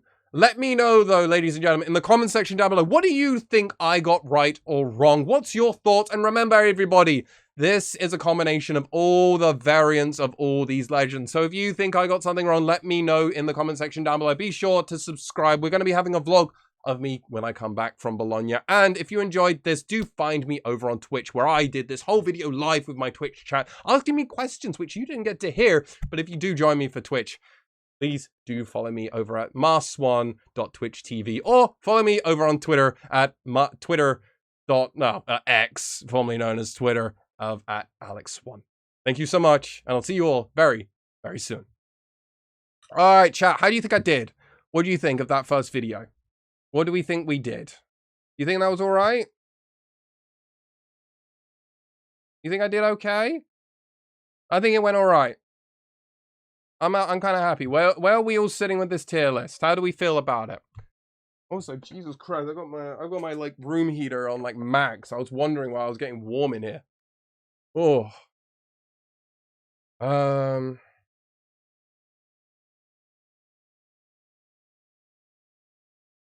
Yeah, that's Lux's like aunt or something. I can't remember what it's actually called, Razor. The green unit that stops people from doing it. My friend is taking on to the main event of Vegas. Good luck to them. Good luck to them. Oh, I can see in locals midweek, everyone can do 4 or 5 rounds for nothing. Yeah, I mean, my pre-release was only 3 rounds, so I think if you're in that regard, it's a lot easier for people to do it. Especially with the energy. Yeah. IB? Who are you thinking for IB? I fixed some matchups with 2 Divine Judgments. Oh, is this Lux? Yeah, Showstopper is still a very playable card. It lets you move a unit and then you fight it. And you get a buff as well.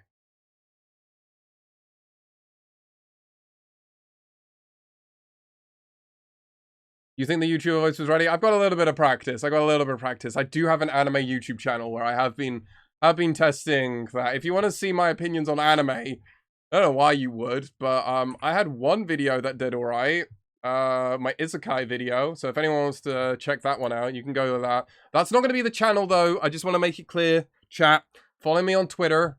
So when I post my video, you'll be able to find it there.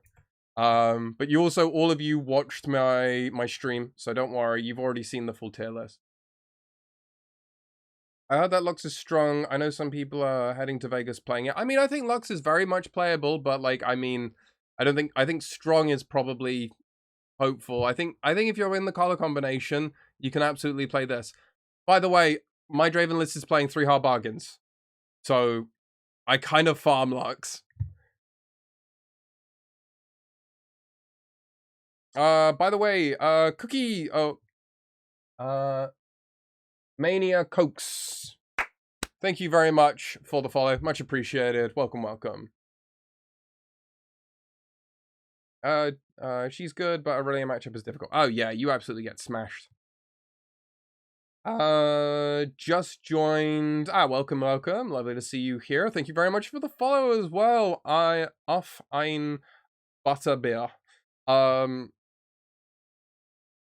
I think Kaiser can go S tier. I cannot put Kaiser in S tier, sadly. I do like Kaiser. The problem is you just lose. So at best, your DRAVEN matchup is 50-50, in my opinion. Your DRAVEN matchup is 50-50. Your Aurelia matchup is unwinnable. And Ezreal, like Control Ezreal, is better than you. So in my opinion, you have to have at least one slightly favorable matchup in this spot to actually, or you have to just dominate everything in A tier to actually go into S tier. I don't think Kaiser is able to do that into any of these matchups. Now, you have a good Rats matchup in Ezreal, for sure. But I'm not counting this as just Rats Ezreal. So that's my philosophy. If you've got thoughts, I'd love to hear it. Absolutely love to hear it. Hi, I'm Newt. I don't know who you are. Maybe I know who you are. I might not know who you are. But if I don't know who you are... you think Jax could be B tier? I would love Jax to be B tier. Jax just needs some better equipment. That's honestly, Jax just needs a little bit better equipment. And green and orange is a general. I mean, orange honestly is a decent color. Green cards just need to get better. And once green cards are better, I could totally see Jax being a B tier. Absolutely. But at the moment, we're gonna need to get a little bit lucky. top anime this season. All right, we'll do that after this. I'll load up my anime list and we'll have a look at the anime for this season. I've been watching a fair bit, not as much as I used to, but I'll give my top 3 anime for this season. Totally. Great question over to you though. That is better than Fiora in my opinion. All right. That's a bold choice. I disagree out of the principle of riposte. Controversial take. Hot take. I think riposte is the best signature spell in the game at the moment.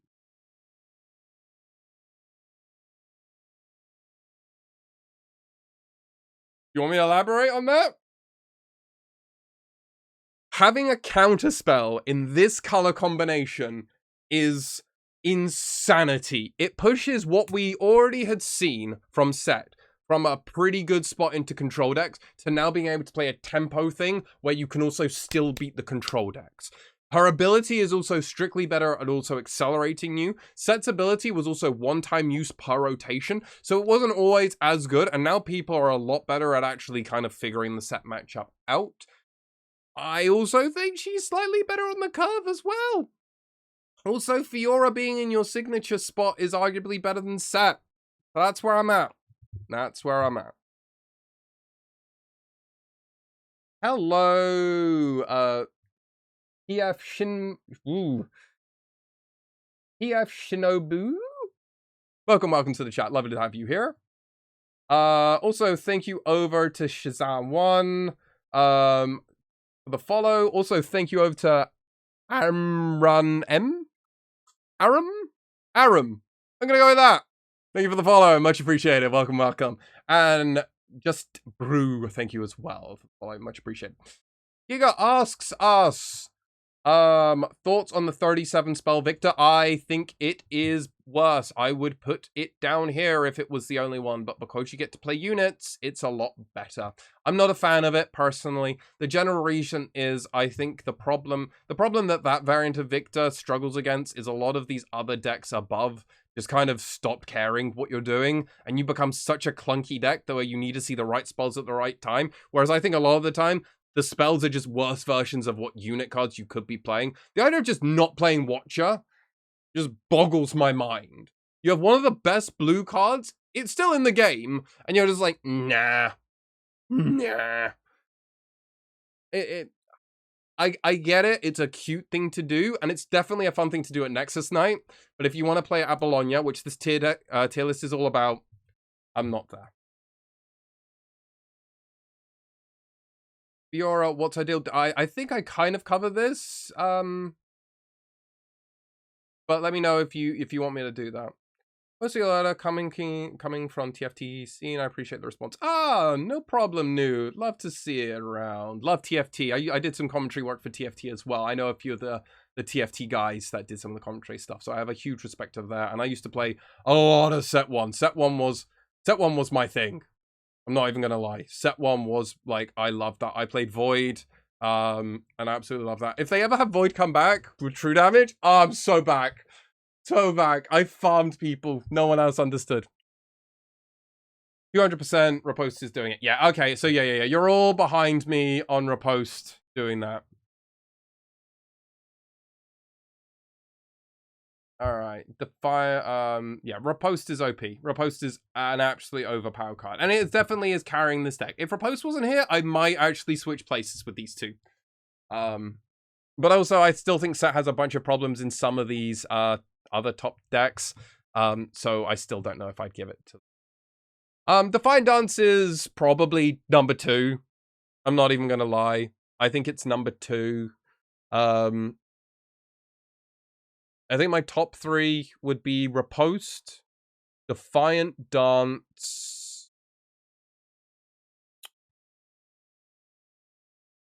probably Spinning Axe.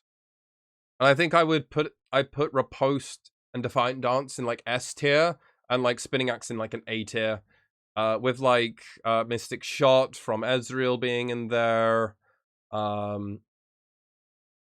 I'd say a Cathian Rain is still like a fine one-off playable card if you want to play that on the Kaiser sideboard. I'd say a Rise is in there. I'd say Bullet Time is an A-tier signature spell. I'd say Showstopper is an A-tier spell. I'd say the Ornn. I'd say Shirelia's is like A-tier, but like the others are not A-tier for Ornn. So that's kind of where I would put. That would be my tier list for like best signature spells.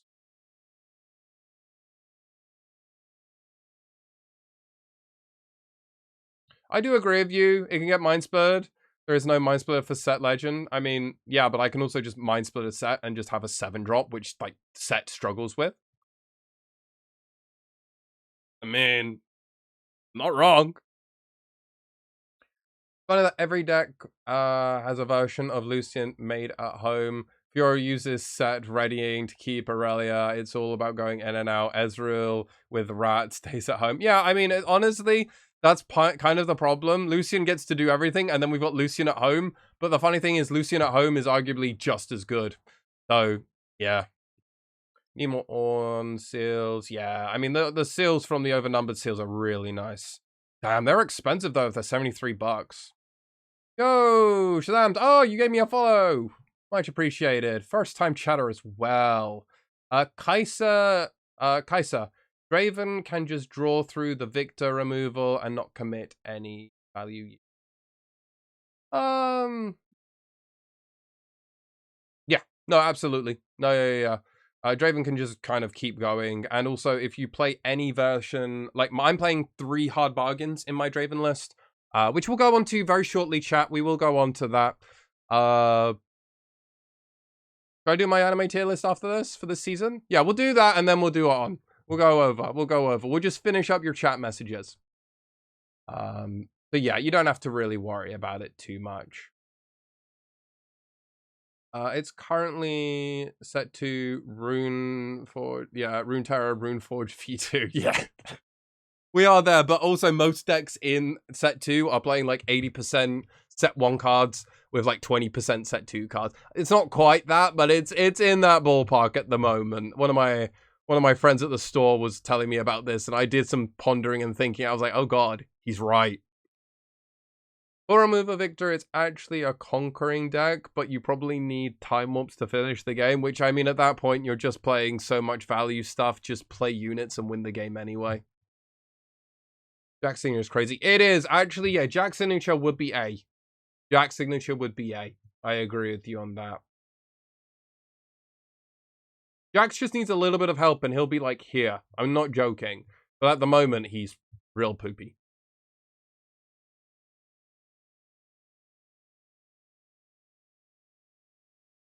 And hilariously, in some spots, it's a worse stun. Just gonna say that as well. Shrelians is actually S tier. Yeah. Yeah, actually, maybe the top 3 is Repose, Defiant Dart, Shrelians. Yeah. Yeah. No, I see that. But yeah, if you could play if you could just play 3, Ornn would absolutely be significantly better. Just having the ETB being replayed over and over again would be huge. But also buffing and doing all that other stuff would be insane. I thought about rallied troops, Victor, spawning tokens, Albus. I mean, I don't think that's wrong. But I also think you can just play the value tempo version of Victor, where you can also just play some units. You can still play the, you can still play the Jace version, the Jace copy fun version. But you can still do all the token spawning and also just play good units. Like, you can actually, with that build, have your cake and eat it too. And play Blue Victor. Like, you can do actually everything. You have the space. It might be a little bit clunky, but it's a thing. And you don't, if you don't want to, you don't actually have to play the Jace thing. You can just actually just play it straight up for 7 and then just tempo play it out. In your sideboard, I wouldn't do that main, but against the right control matchups or like unit heavy matchups where you random 1 drops are just going to be issues for your opponent to always have to go in onto battlefields, and then you get to go back in on them, and it's kind of this like cat and mouse game. So yeah. Ooh, a signature vein. Razor. Ooh. You on Twitter? I want to see a photo of that. Yeah, grats to you. Just because you didn't get hit by triple arcane shift fizz. I have. I absolutely have. But that doesn't necessarily make me want to do it. But you got off eBay. I mean, hey, that's still a pretty good deal. It is definitely way cooler than the old legendaries. Yeah. 100%. And I mean, hey. Also, hi, I'm new. Thank you very much for the follow. Much appreciated. Much appreciated. All right, we're gonna save and download. Right. How does that look? You know what? We're actually gonna. Oh God. Fuck now. No thanks. All right, chat. We're gonna go in real close here. I'm gonna screenshot this.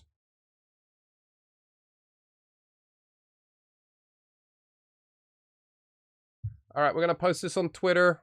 If I could get some engagement from you, chat, that would be much appreciated.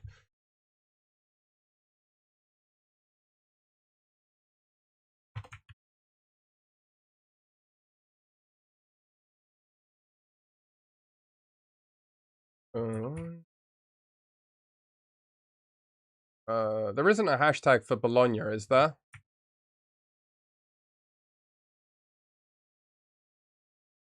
I don't think there is.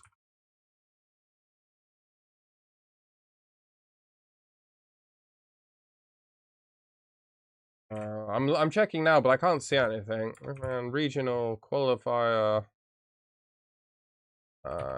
in Onya. I'm going into the Ripbound tier. My final tier list ahead of going into the Ripbound regional qualifier. Bologna. This is assuming all versions of decks for each legend. For Ezreal is a combo of Miracle, Control, and Rats.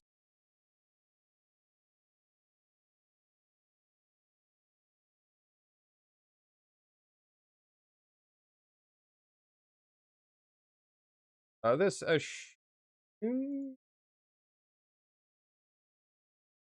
all versions of decks for each legend. For example, Ezreal is a combo of Miracle. Yeah, I'm happy with that. All right, 1 second. Let me post this. I'll post this in the chat so you can all see. This is a work. We work together on this. If I could get some engagement on that, that'd be much appreciated. You don't have to, but I do appreciate if you are willing to do a like or a tweet or something on that. All right, I'll let this, apparently there's an ad in progress. I didn't realize that.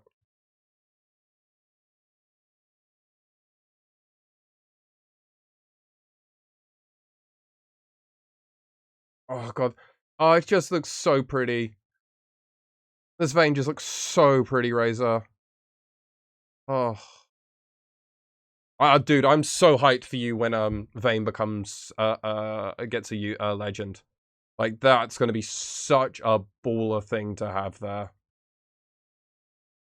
Yeah, no, I get you don't have it in hand yet. How does the meta card thing work? Do you need a minimum number of wins or do you just need to be the best? So there are two types. There are the ones that you can play from side events, which don't have quite the same foiling, but they still are metal. And they're a lottery system with, I believe, 200 tickets, which basically summarizes them to about £200 or 200 euros or dollars, depending on where your event is being held. Cards that you can get through side events. You just have to get a lot of them. Otherwise, for me, with my metal card for DRAVEN that I will hopefully get if I run up and probably win the event, I will have to just be the best one in the room. It's then done on win percentage and other stuff if you are tied with somebody. I don't fully know how it works. Really, I hate Ornn so much is spending the entire game hoping I draw Ceralias. Yeah, no, that's rough. The unique mechanic is cool. It's just, yeah, it's very unrealistic. All right, let's do anime watch, and then chat. We'll do some Draven games. All right, because I also do have to edit this tier list video. So I'm not actually logged in. It's probably a good thing. Let me just click the things I'm watching at the moment. By the way, I don't really care for JJK. I don't, by the way, really care for JJK. Am I watching? No, I realized what this was, and I was like, no, thank you. This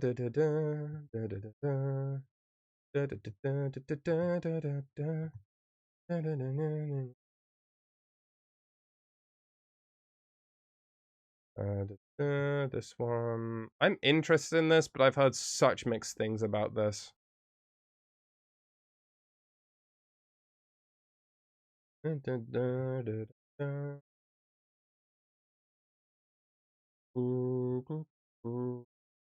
might be getting a vague idea of what my anime watching habits tend to be, but that's good. At least you know now. At least you know now what it is. This is a fucking trash. Do not watch this. This was one of the worst first seasons. Honestly, the shit. The fact that was SA, and it's like, yeah, no, that's fine. I just... Nah. Nah. Nah, I can't do that. Yeah, that's everything I'm watching at the moment. Alright, let me... We got a few here. I'm gonna do my top 3. My top 3 from this season. So, I'm watching... These are all the shows I'm watching this season. On the B-side, this is a really cute show. We've got Frieren, Season 2. Hell's Paradise, Season 2. Oshinoko, Season 3. You and I are polar opposites. Trigun, Stargaze. Journal with a Witch. There was a cute girl in the Heroes Party, so I tried confessing to her. This is actually a really surprising one that I wasn't expecting to enjoy. Its first episode. In the Clear Moonlight Dusk. Tune in to The Midnight Heart. The Holy Grail of Elise. The Invisible Man and soon-to-be wife. The Villainess I Adore by the Prince. Melis, Season 2. You Can't Be in a Rom-Com with Your Childhood Friend. Hanakimi. And Tis Time for Torture Princess. Now, by the way, I'm a big fan of villainess and romance shows. Okay? Really big fan. Really big fan.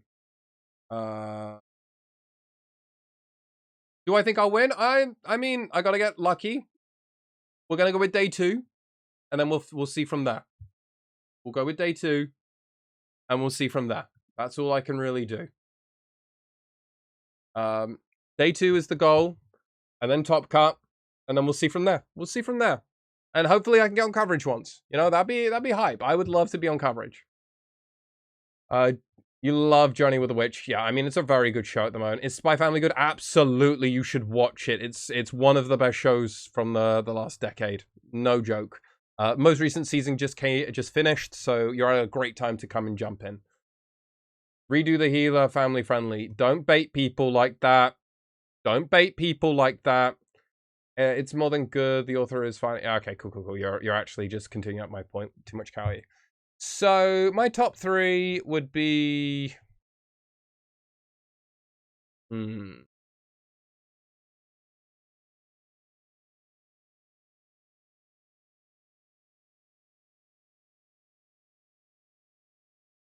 Not this. I'm enjoying this, but no, I'm not going to put it as top 3. It's a great romance show, but I don't even think it's the best romance show of this season. So yeah. I like My Music Girls. One of my favorite shows from last year was Rock Is the Latest Modesty. I just don't think this is doing anything particularly new in the space. It's a good show, but it's nothing crazy. This is just a villainous show, which is just like me binge watching my favorite stuff. This is a cute romance show, which also touches on a bunch of like stuff that you just don't expect to get spoken about, with diversity, disability, race, inclusivity. So it says a lot, but at its core, it's just a nice show. This is just trash for me. We'll leave my list for a second. This is trash, but I enjoy it. This is like a fun romance show, but again, nothing crazy. Also, you got to be into like some of its themes. Okay? Okay. Okay. Time for Torture. This is like my show I watch whenever I'm eating, and it's such a fun show. If you want a fun show to just throw on while you're eating, Tis Time for Torture is actually insanely wholesome. All right. Trigun's fun, but first season was better. Arguably, you should also go just watch the original season of Trigun. Do me. What do I think is the most underrated metal card? Hmm.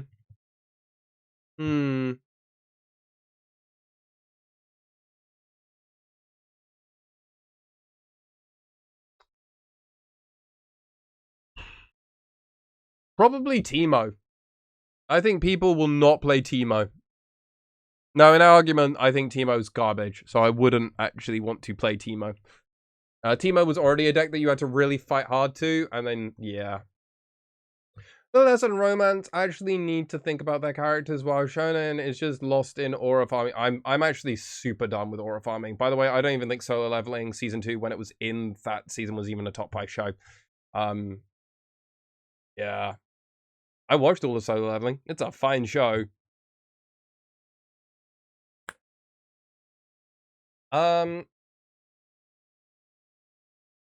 Okay. I love this show, but I also can see its flaws.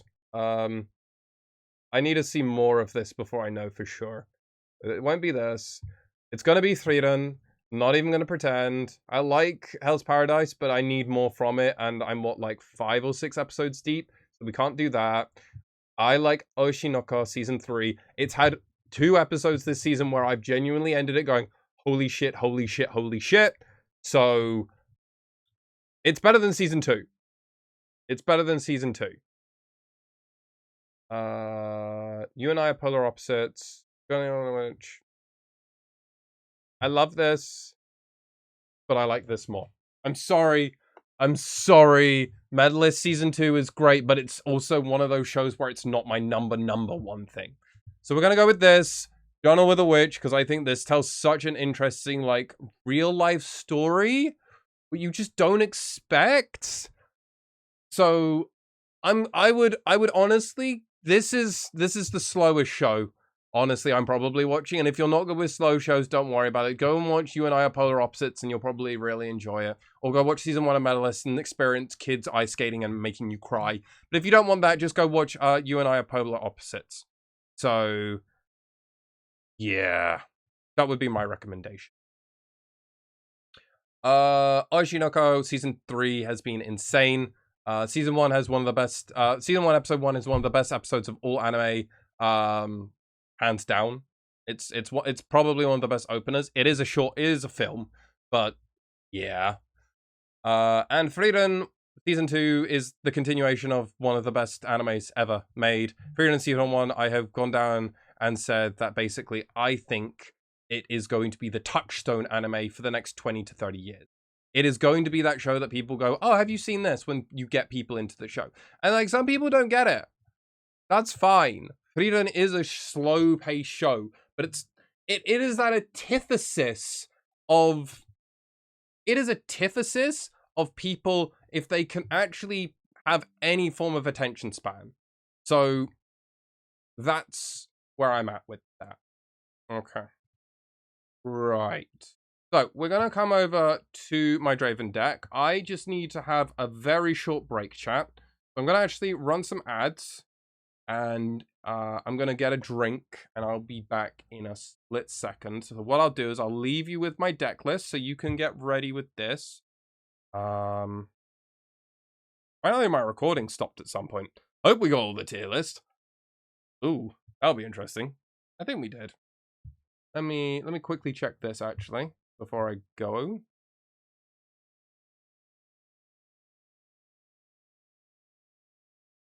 We did not. I have to download the VOD. Ooh, that's rough. Might not have it done actually. Out. Ooh. We'll figure it out. We'll figure it out. I don't know why my computer struggled with space, because it's got the space. I'm looking at the hard drive now. Hmm. Vicious. It's not a problem. I heard Oshinoko, so I had to follow and start paying attention. Ah, yo, well, much appreciated. Thank you for the follow. I use Freedom as my intro to anime for people. Absolutely. Made in Abyss is one of my favorite ones. Sadly, season 2 is Made in Abyss the one I'm thinking of, where season 2 was absolutely god awful, but season 1 was absolutely peak. Or is that Promised Neverland? I'm thinking, or is it Made in Abyss? Might be Made in Abyss, or is Made in Abyss never had a season 2 and then it had films? Can't remember. Made in Abyss is like crazy. It's Promised Neverland. Okay, yeah. We don't talk about Promised Neverland season. All right, we will come back over to DRAVEN spinning his axe. When I come back, chat, when I come back, I'm gonna have a drink and we're gonna go through things. All right. So let me just put a very quick one here. Text. All right. BRB getting.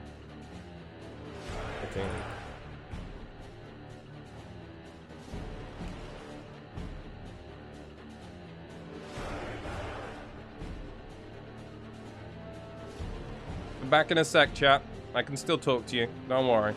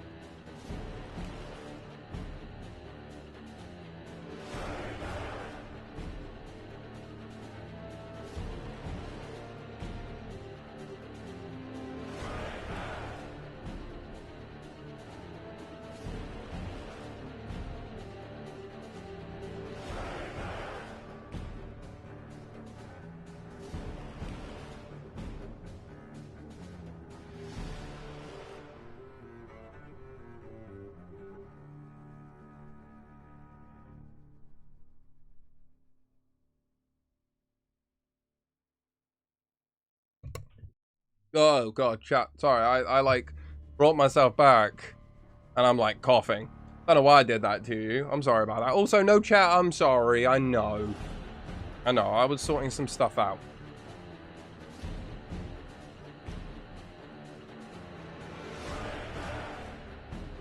Oh.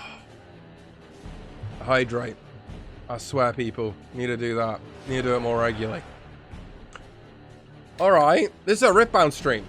We've talked about Riftbound. We talked about how I did yesterday at my local tournament, at my Nexus, playing DRAVEN. We've done our tier list. So now... Ooh. Now what we need to do, ladies and gentlemen... Oh, 1 second. I'm getting a phone call. Oh god, apologies. I'll be back, chat.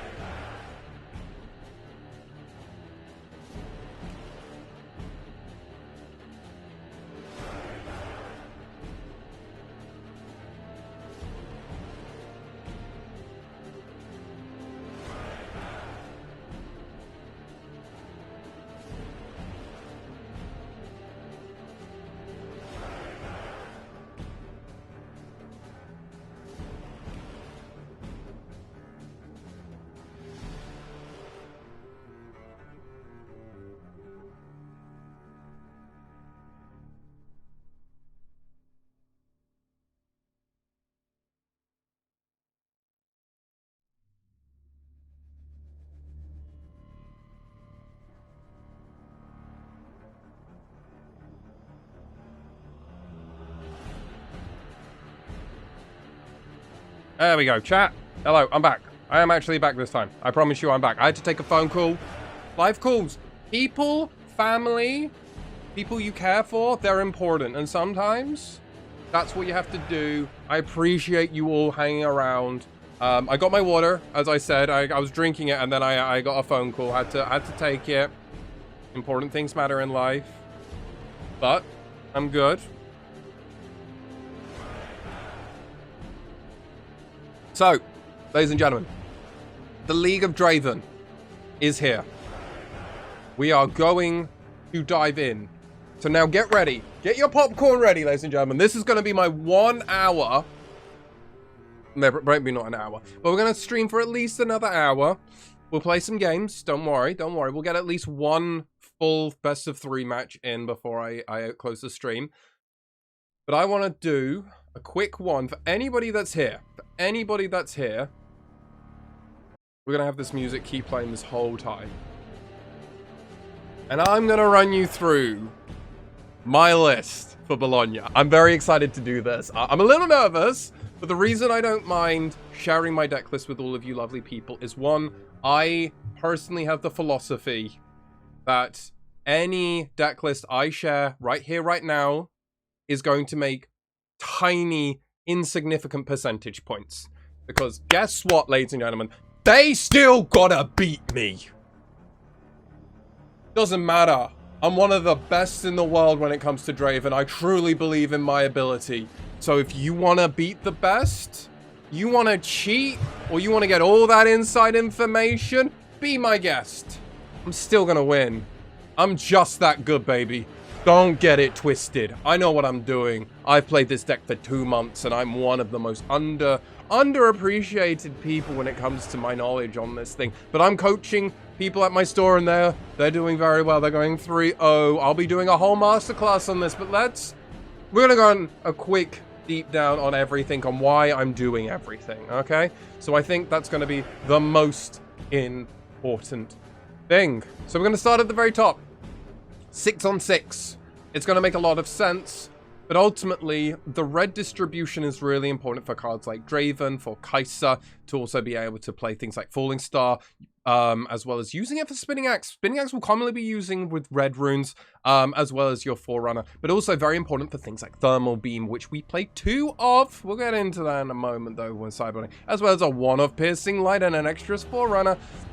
Now, when you look at the domains, we are playing a lot more Chaos over Fury, pips-wise, but important thing to note is because there is enough variability with hidden cards, and the importance of always being able to activate Draven here, this is why we have the 6 split. But when you can, we'll try and always cycle Fury runes over Chaos runes. Hope that makes sense. Any more questions? Do be sure to ask. The battlefields. I have tinkered around with basically every battlefield that you could think of in Draven, and guess what? We've cracked it still. I'm open to the idea that there might be something slightly better, but there is versatility with all of these battlefields. Reaver's Row is your game 1-1, and it is truly insane of a battlefield. It allows you to win so many combats, it allows you to bluff even more. There's so many ways you can benefit when you play Treasure Hunter, getting to bounce back and forth. Kai'Sa with the exact same, but you also have the ways of winning combat, getting extra gold with Draven. You're also able to play Overzealous Fan with spots like here, where it makes people very difficult to actually sometimes jump on and off. You can do a double bluff here.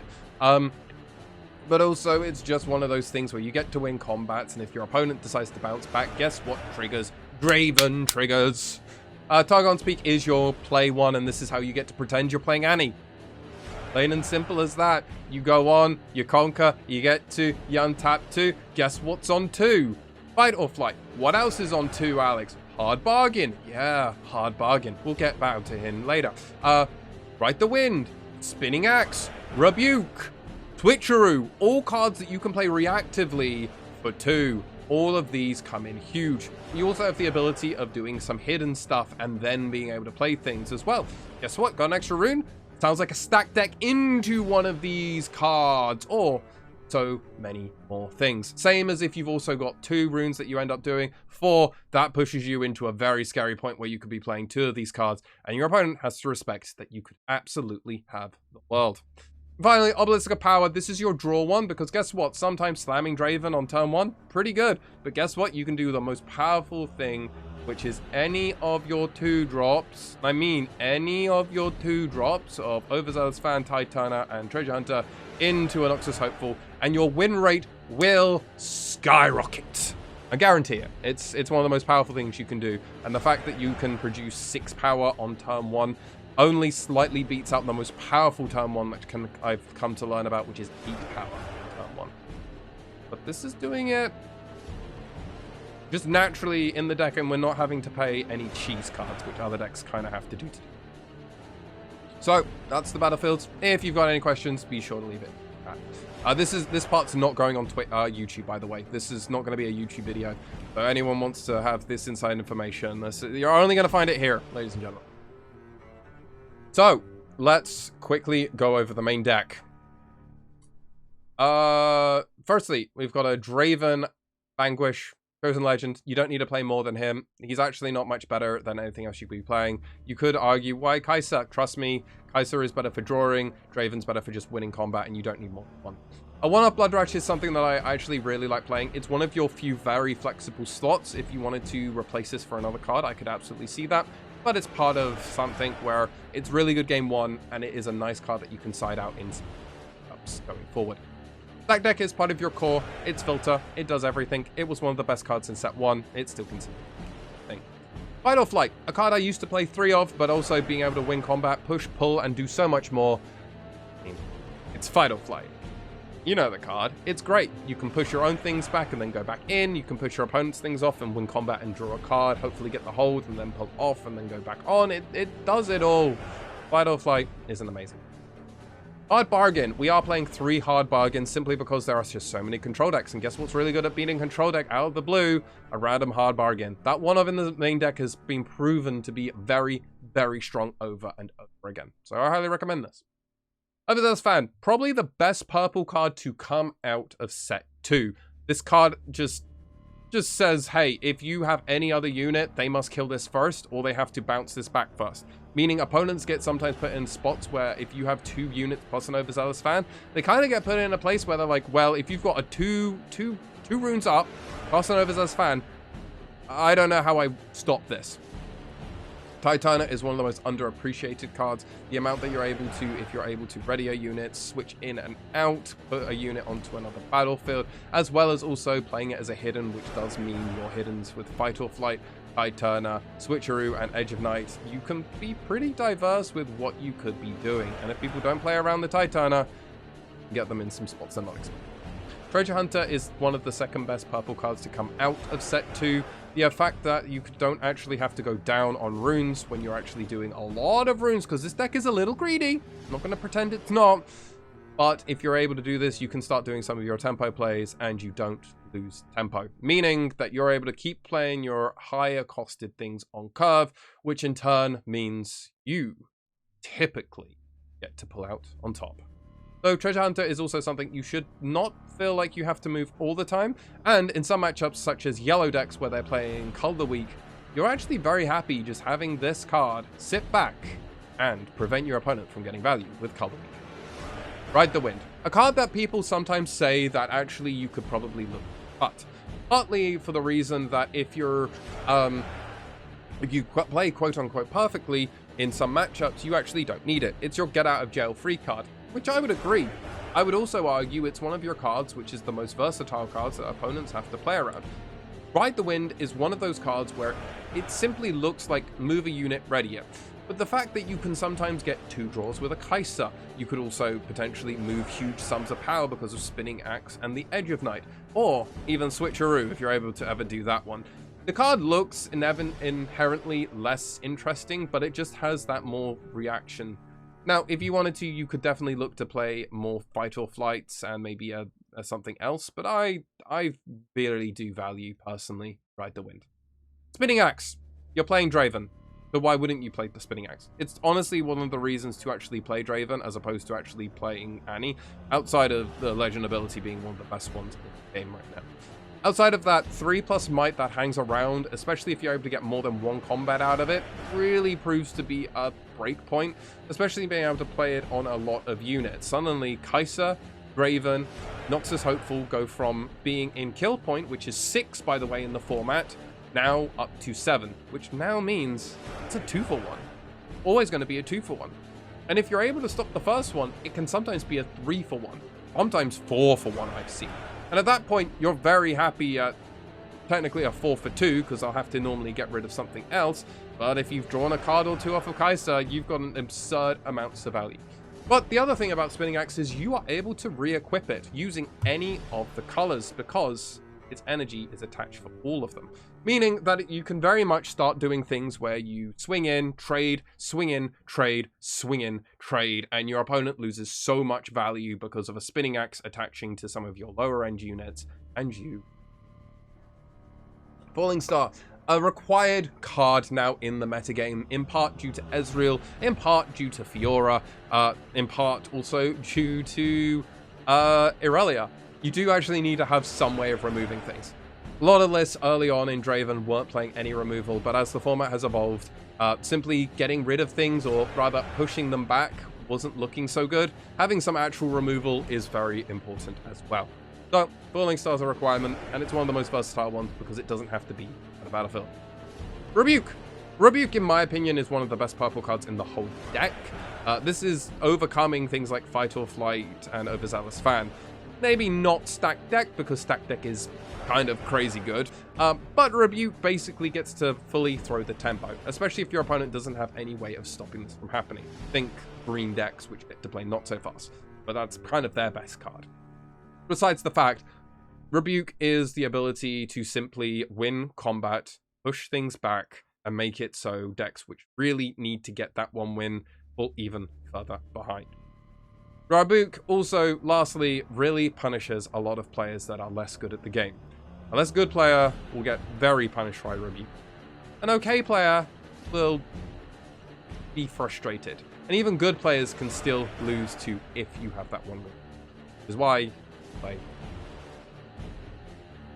Switcheroo, one of my favorite cards, honestly, coming into the set, and I hope to be able to play more of. Sadly, the card is just a little bit too face-off in spots, and you can't really play it from hand. I do sometimes play it from hand, but he's fine. He's fine. The spots where he's really good are against Irelia, but he's also a card that gets sided. I'm calling it he because of the little dude here, but sometimes it just doesn't actually get to do too much. If your opponents aren't playing units bigger than 4, you're not really getting much of anything, unless you're doing it with like your lower cost units, which does feel really good when your treasure hunter trades in with like a 5 cost or 6 cost. I've done it with a Darius and my treasure hunter ate them. Guess what? I won that game. But I was probably winning that game if I didn't have Switcheroo. So a bit win more, but it very much does keep your opponent on the feet with, as I've described with Titania and Fight or Flight, having a hidden package where people are guessing is pretty important. Edge of Night, a card I was playing most recently up to 2, but sadly I have now cut it down for 1. In some spots, Edge of Night feels really, really powerful. In other spots, it feels fine. It's +2, and against control decks, it's actually pretty fun. But against other things, it's who might that you then have to re-equip. Honestly, the biggest issue with Edge of Night is the purple equip. A lot of the time, your purple runes are going to be stretched pretty thin, and you can't cycle everything because you do still need runes to play cards. Meaning, Edge of Night sometimes does sit there for a turn, and you don't do anything, and then your opponent kills something that you could have saved with Edge of Night. But at the same time, if you hadn't even had Edge of Night, you probably could have done something a little bit more impressive. So that's why Edge of Night is a one-off. It's still good in the package, but it's not the end-all be-all. Kai'Sa. In part, you're playing her for the draw. You're playing her for Accelerate. You're also playing her as a solid 4-drop, which you can also play on turn 2. There are so many factors where Kai'Sa is just a solid card, and her value hasn't gone down. The only reason I'm not playing 3 is I just don't have the slot for her. You could argue I could switch out the Blood Rush, or I could do something else, and that could be fine. That could even be the evolution of where the deck continues. But this is a play first, try and win game 1 deck, and then we can decide to adjust for game 2. And Kai'Sa's just solid in almost every spot. I would potentially consider playing a 3, but I just need to find the right slot where I'm happy. Noxus Hopeful. As already mentioned, Noxus Hopeful is one of the best cards going into Game 2. It also has the factor of, in Obelisk of Power draws, you can do very broken things, but also simply being able to do stack deck into a Noxus Hopeful is a very powerful thing to do on draw.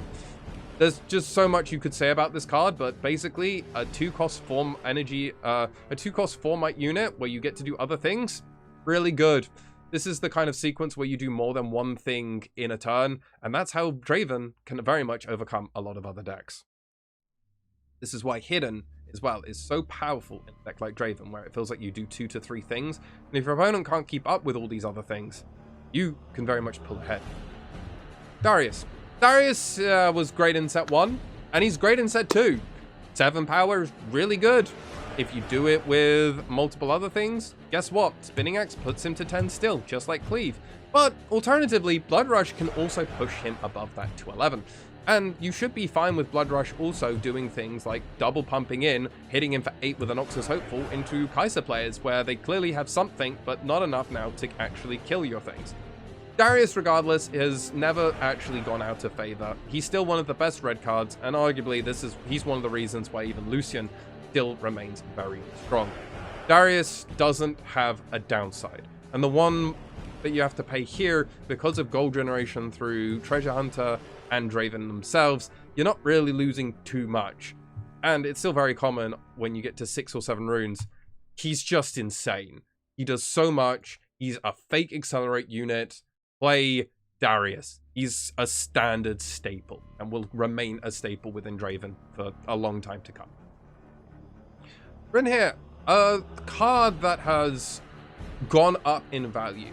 The main reason is purple decks. If your opponent's playing purple or any form of reaction, guess what's really good for DRAVEN when people are trying to hold?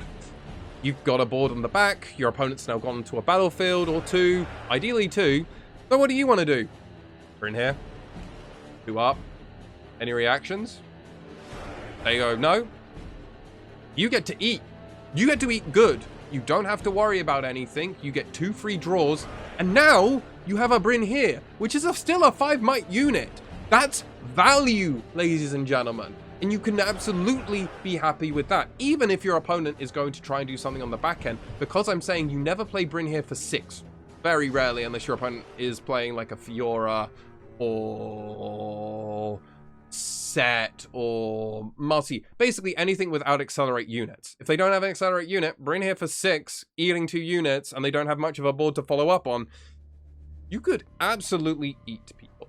Also, thank you over to Insanity for the follow. Much appreciated. Much appreciated. Ferocious Forerunner. The Tap It Sideways preview card. We love them all here. Was a card I was playing a 3 of. It's now a 2 of. 1 in the sideboard, 1 in the main. Bryn here is also now a 3 of. 2 in the main, 1 in the sideboard. The reason Forerunner can't be any higher is purple. Sadly, Rebuke, a card I just called out as being an insane card, is like insane versus Forerunner.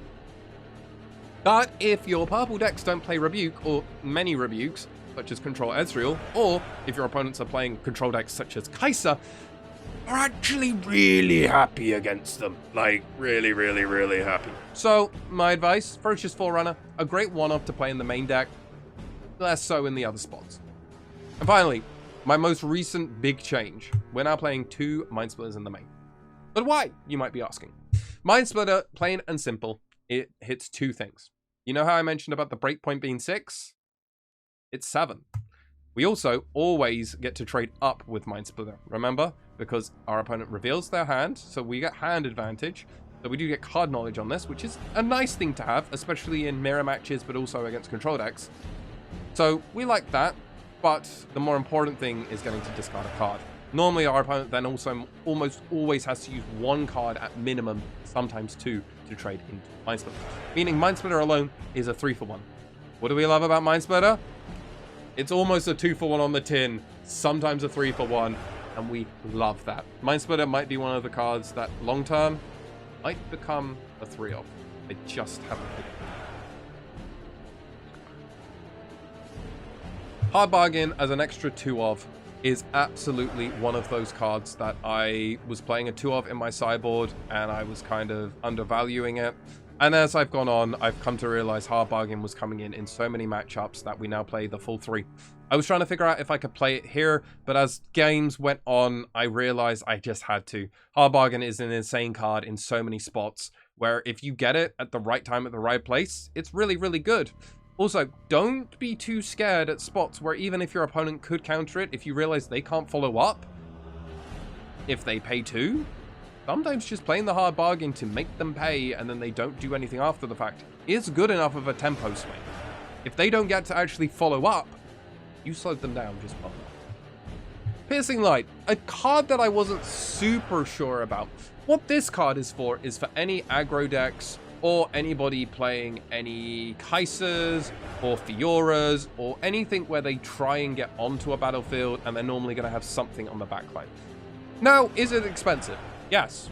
Could this be, alternatively, a Falling Star? Absolutely. You know what's 4 and you really want to kill on the enemy side? Kaiser. You know what you also want to be able to kind of damage? Noxus Hopeful. This is a sideboard card for the mirror, but also for Kaiser, but also for anybody else that tries to get onto a battlefield, such as Annie. Piercing Light is one of those surprising cards where you can just do it for 2, and you can sometimes just clear 2 of Annie's things off and completely overthrow them. But alternatively, if in the right spot you need to do a bit more than that, you could wipe both battlefields and kill their backline. Annoyingly, its speed does make things a little bit awkward, but Falling Star suffers the same problem. Rebuke, as pre-mentioned, I think is one of the best cards. The problem is it's just a little bit bad in some spots, so wouldn't want to go too crazy on that. But I really do like Rebuke. I think it's a card that comes in enough matchups, and in the matchups where it's insane, it's one of the best cards. Thermal Beam. I'm playing 2. Card's insane. Where in the right matchups, again, like all these things, that's why it's a sideboard card, you can solo win a game. Aurora and Fior and Irelia's are where you want to bring this in specifically, but also against things like Jax or Ornn, you just absolutely trounce them with 1 Thermal Beam 9 times out of 10. So when it's good, it's insane. When it's fine, it's normally good enough to just get you over a hump where your opponents are slowed down enough that you don't have to worry. Down well. Yeah? Bryn here is just going in. This is for any of our purple decks that we need to be able to slow people up on, or anything where we just don't want our opponent interacting with us on our turn. And Ferocious Forerunner is going to be sided into any non-purple deck. Literally. If you're not playing purple, this card's absurd. People cry. So, ladies and gentlemen, any questions? Leviathan Rider. Thank you very much for the follow. Let's see.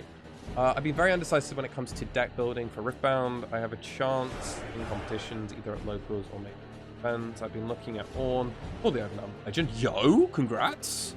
Rek'Sai or Azir, what are your thoughts and opinions on decks? On the deck you would recommend aside from DRAVEN? I do not have the funds to make a good DRAVEN deck, I think. Cool stream, thanks in advance. So my recommendation, if you wanted, you know what, we just did a tier list. Pull that up. Where is that? Do I still have that on the other tab? Oh, that's with the anime stuff. That makes sense. That makes total sense. There we go. So let's flick over here. So behind my face is Rumble. In the C tier. But my advice to you would be my recommendation would be to probably look at Azir. I think Azir is like an interesting deck to learn more of. I think it does rely pretty heavily on like oh, what's the card? The Shears.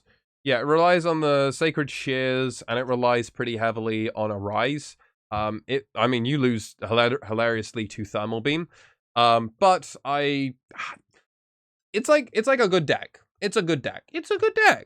But at the same time, it's like not great. If you want to have fun, I would do Protect the President on. But again, I don't think it's a great deck, but it's something that you'd have fun at locals. Absolutely. I think a deck that's relatively cheap that you can absolutely build is something like Victor playing the unit variant of Victor.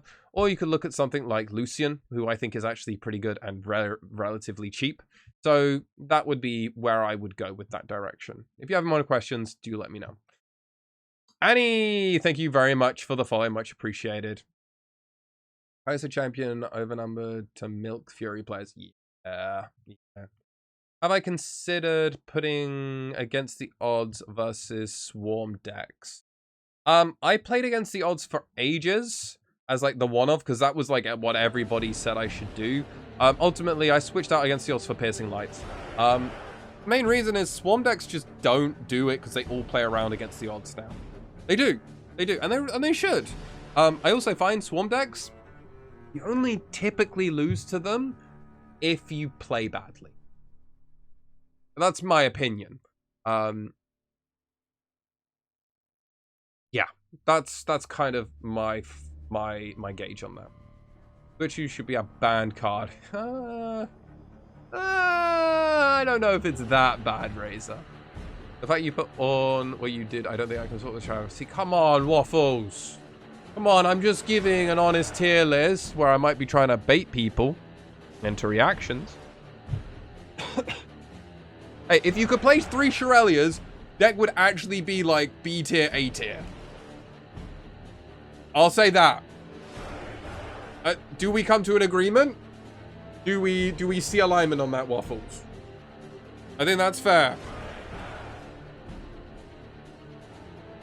Do I have a link to a good Aurelia deck list? I sadly, Annie, cannot leak anything yet. I can leak once I come back from Bologna. I do have a team deck list I can share. I just can't share it at the moment till I come back from Bologna. I'm only sharing my list because I'm the only one that worked on this list, because I'm the only Draven player in my playtest group. I know, wild, but everyone else is metal card farming, or they're trying other things such as Ezreal or Aurelia. So I sadly can't share, but I will. So join me for future streams. That will be my recommendation, Annie. And then ask me that and I'll be able to share. What about longsword instead of spinning axe? I don't have axe, so I think it's better to play Annie. It's a fine substitute. Like, while you're saving up or waiting for the card to come down in value, I think that's a perfectly fine substitute. But if you do happen to have a lot of the Annie cards, I think you're in a really good spot there. So yeah, I wouldn't worry too much. By the way, welcome for the stream. First chat message from both you, Annie, and Simas? Yeah. Welcome. I'd rather have pay-to-win cards to shit on every deck. That's fun. I mean, my deck isn't pay to win. I do have to play well. Like, trust me, you put me against a newer Draven player, I'm gonna have a fun time. I will. Lucian is def something I have an interest in as well. Would you use the Sky Frilly combo for tons of points, or go the different? I would not go the cute little variants. Like high risk, high reward deck. Let me see the deck library here so I can give you a bit of a direction. Unlike Annie, I don't want to direct you in the wrong way. We also don't have a team deck list for Lucian, so I can absolutely help you a little further with that. I guess, Annie, if you want something... You know what, Annie? I will try and find a deck list for you. Which was the one I was looking at?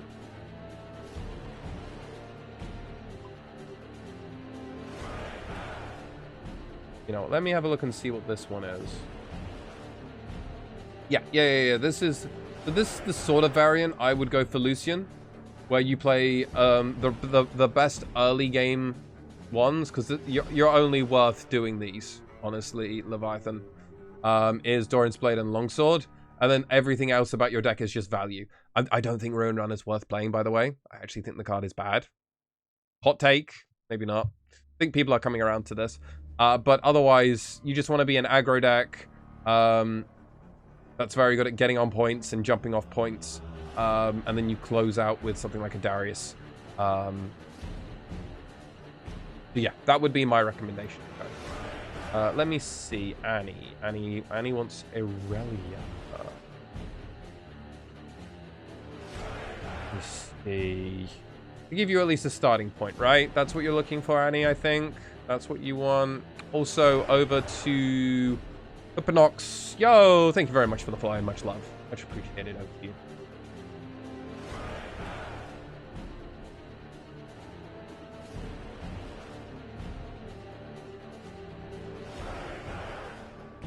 Where's the one that did well at that? I'm gonna have to go on Riftband Dex. I'm cap locked. Rift Dex, rather. Go on this one. Yeah, this one. This one. This is what I would look to play. I can put this in chat. The reason being is I love the sneaky deckhand. I know this is kind of standard now, but this is basically the direction you have to go, and I really like playing on One of Siren. This would be the direction I would start in if you're learning the deck, Annie. This is what I would do. This is what I'd say. You play that, you'll probably be in a pretty comfy place. Leviathan, let me pull back that Lucian deck. I should be able to go find it. Oh, no, that's not how that works. This one? I think it's this one. Yeah, it's this one. All right, let me link this to you, Leviathan, as well. There we go.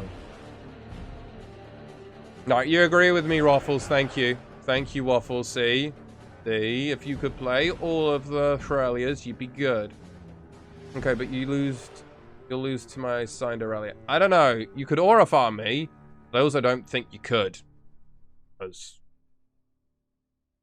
I've never played Draven in my life, and I'm pretty sure I could beat 90% of RB players.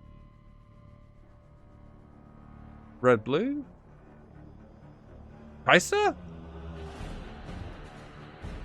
How'd you look into Fiora Hook decks? We farm them. Fiora Hook is not is a very good matchup for us. I played enough matchups against them where I'm very, very favored. Like, horrendously favored. So yeah, we love playing against Fiora. Main reason is they just like don't really get to do much, and we just. The problem is normally we get a few points, and then they're always playing catch up the whole time, and then at that point they fall so far behind. What are they actually meant to do?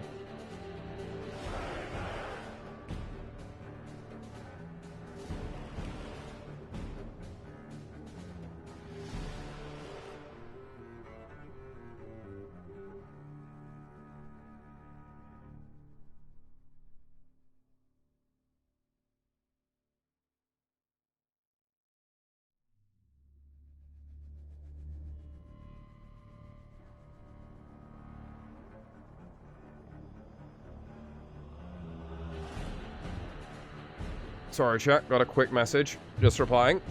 Duty calls. But yeah, we found them. We're good. Don't worry about it. And if you are the Fiora player, how would I make that matchup better? I'd stop playing Hook. I don't know.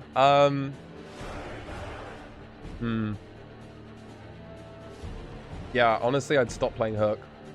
I don't think Hook's the correct thing to do. What was the best of Fiora? I remember seeing it. They look set. The guy said he's not unplayable. What's the best of one? Here it is. Have I seen Batsu's deck? I don't know if I have.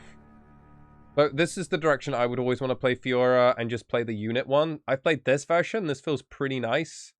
Orange set is like your best one. I'm not a fan of Harness Dragon, but I do understand that you have to do that sort of thing. But like you get to place the matron and everything else, so you get to be aggressive, and then when your opponent inevitably removes some stuff, you get them back.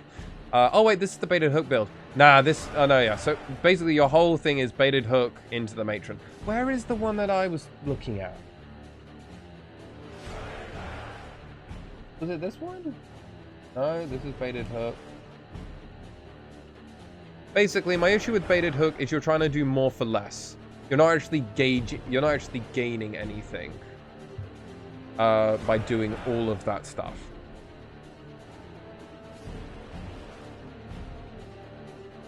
I mean, this is just still doing the same thing. My issue with this sense is you're doing a lot of stuff where you could just play a very good value plan with Lucians and just be aggressive, and then you just play riposte. Like, not playing 3 riposte just seems insane. So there are so many things I just don't agree. Not playing 3 riposte in your main. Like, every deck plays spells. Every deck plays spells. So I don't agree with this direction. I like things like Xin Zhao, for sure. But you're also not playing, like, 3 orange set, which feels wrong. We're not playing, like, other Fiora, which, by the way, I still think is super playable. It's kind of hoping that, like, the value proposition will, like, pay off. But, like, I don't know, man. Like, I don't think Harness Dragon's a good card to play. I get why we play it, because of Hook, but Magical Christmas Land, when it hits, it's really good. When it's not, that's my concern.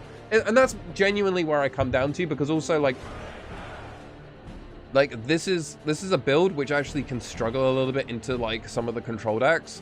Whereas, like, if you're just normal aggro Fiora, you smash control decks. So, like, you're making your control deck matchup worse to try and beat a wider field, which I don't think is correct. My testing had non-hook. You're lacking heavily in card draw. I mean, that's honestly the problem. The only way you can draw cards is you get to play Unsung Hero plus BF Sword, slash Hidden Blade. That's it. Yellow, orange just doesn't have good draw. So that's where you are.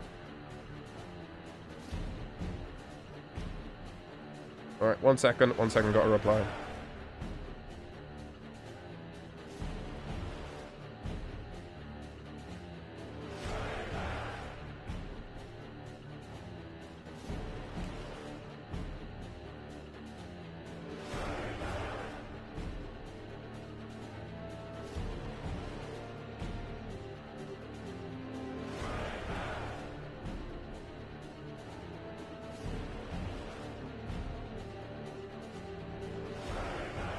Ah.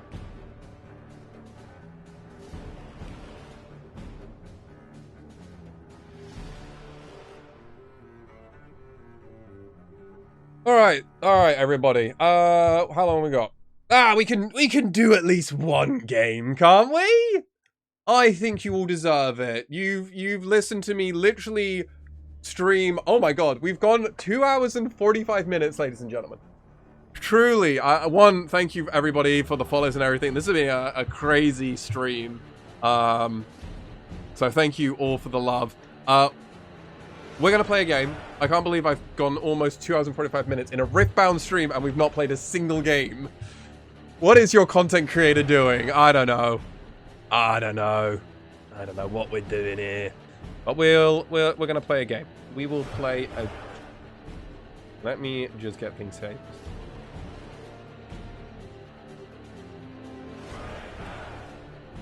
Oh my god, I've just found out people are apparently scooping to our friend that was lifting more with Volibear. Lift Bro, if you remember him from yesterday chat. People are just scooping on TCGA before they even play, and they're like, I don't want to play this.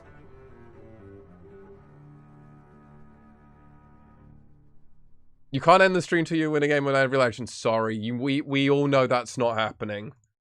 Because I've got to go to Bologna. But mate, you know what? That could be a very funny stream. That could be a very funny stream to do one day. That would be a 12+ hour stream. You know what? Maybe people... You know what? You know, not now. Not now. But Razor. That might be a sub goal. Okay? We might make that a sub goal. That would be a fun stream to do. I'm down for that. That would be a fun stream. I think, you know what? What do you think of that idea, chat? I'm thinking like 10 subs, we do it. 10 subs, I do it, and I don't end the stream until I've won with every single legend. Glitches also makes a good point. Yeah, if I win Bologna, I do it. Yeah, okay. Chat, if I win Bologna, I do the 10 streams. Okay, I need some shake emotes. Alternatively, and I'm doing this on the Rift and Runes rank ladder. Okay, so every match is gonna not be like I'm gonna have to try hard. Oh, I've just realized I haven't got my actual one. We're gonna be playing the slightly older list of Draven. It's fine. This list is still good.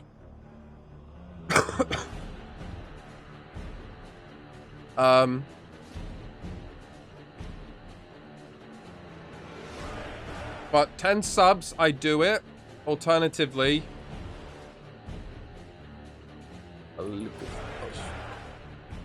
alternatively, if I win Bologna, all right. We're gonna. This is why it won't be a thing right this second, unless you guys want to give me 10 subs to lock it in, which would be kind of funny. You know, that would actually be very funny. But you guys have to shake on this, okay? But we're not gonna lock it in. Anyway, we're in a match. We're in a match. Look at that. I was doing something on the side you didn't even realize. But if we don't see any deals, I need to see some deals in chat or I'm not going to do it. 10 subs or I win Bologna. And if I do these things, I'll do a stream where I don't end until stream doesn't end until I win. Draven Mirror, who could have guessed? I know, right? But you guys have to guarantee the 10 subs, all right? But you don't have to lock it in right this second, okay?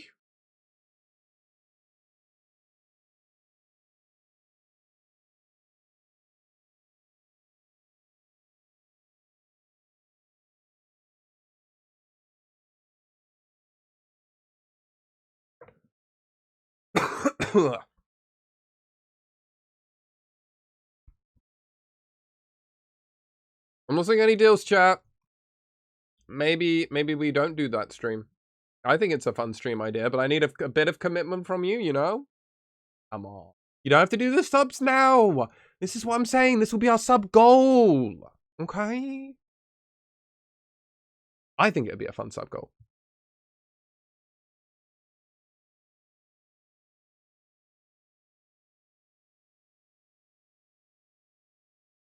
We just do the Darius here, right?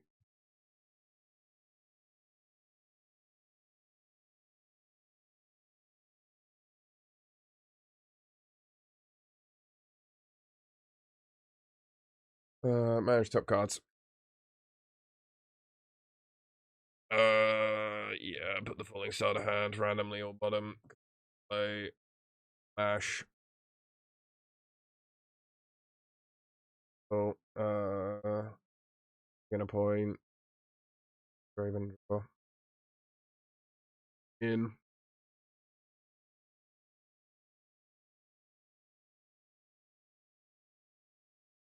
Yep.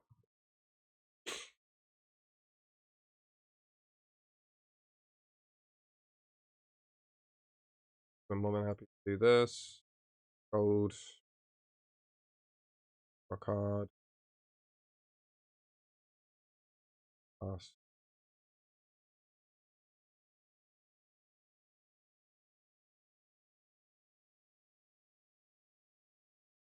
Alright. I'm feeling pretty good. Oh, we're at 3.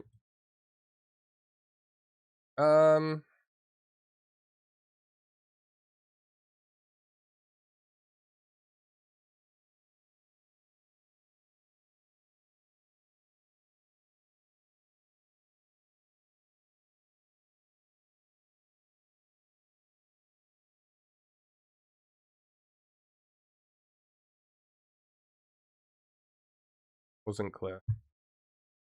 Okay, back on top.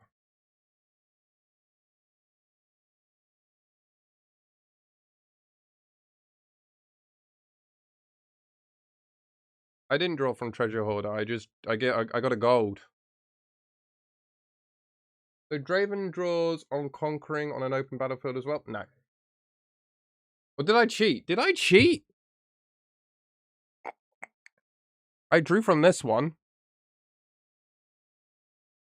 Did I cheat? Did I?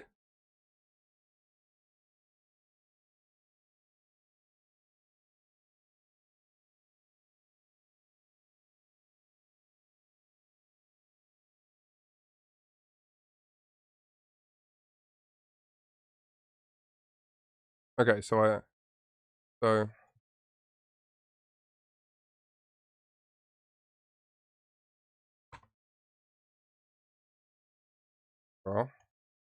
okay, so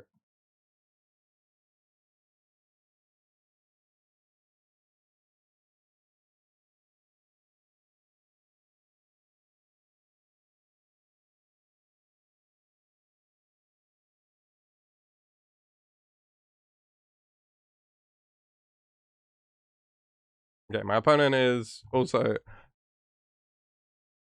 chat. I'm checking the chat. Darius came in, drew Falling Star, put this, 3 cards.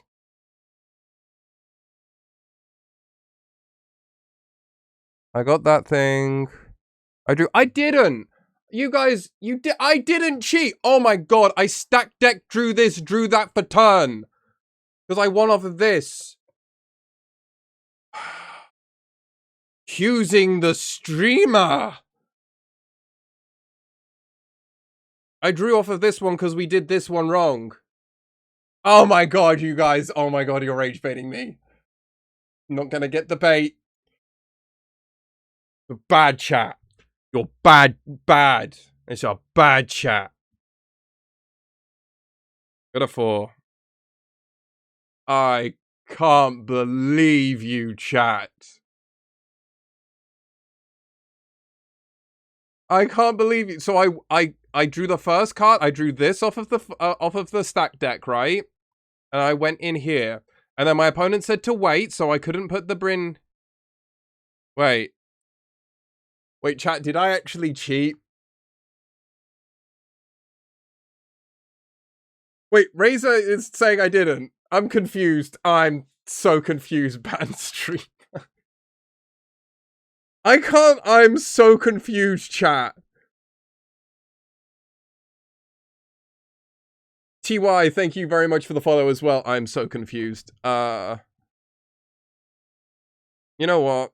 We're just gonna keep playing, and we're praying that the streamer didn't cheat. And if it did, and I'm gonna get called out on it, it's gonna be on the front page of Twitter, I'm sure. Bro's playing Go Fish. Little bit.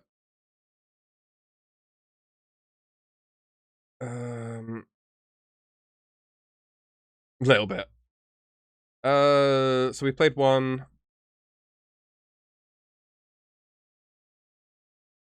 I think I should. We're fine with this, actually. I want to play Isa. Ready's Darius.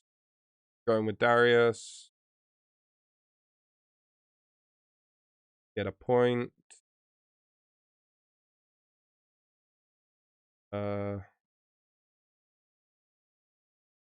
Hide. Wait, what? What the fuck?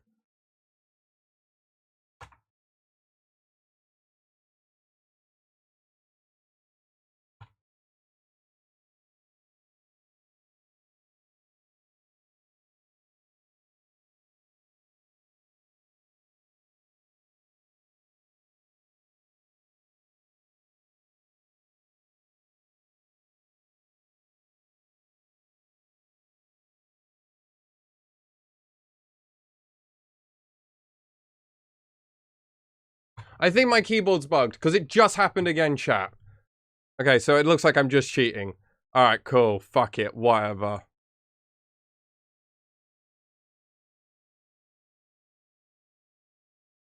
After conquering with Hunter. Right, I don't. Oh, I feel terrible. That's fine. Oh, I don't want to talk about it. Also, why have I've got MTG bot here, Boros fist bumps. Yo, Darnest. Yo, thank you for the Twitch Prime. Much appreciated, much appreciated. All right. We can get to 10 subs.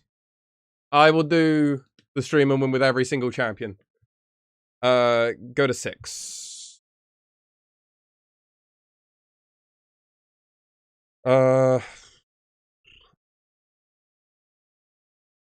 Do we even have to worry at this point? I mean, I can just play a Ferocious Forerunner.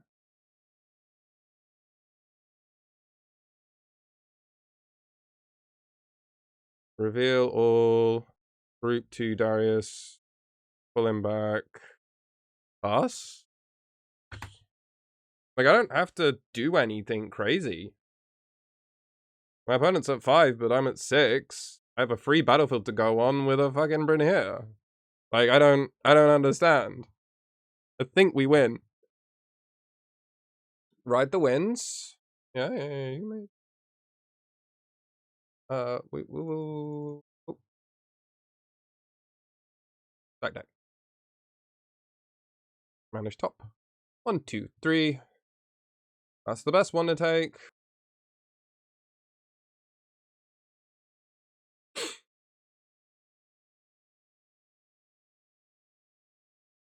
Yep. Yep. No, pull back. Okay. Yep. Yep.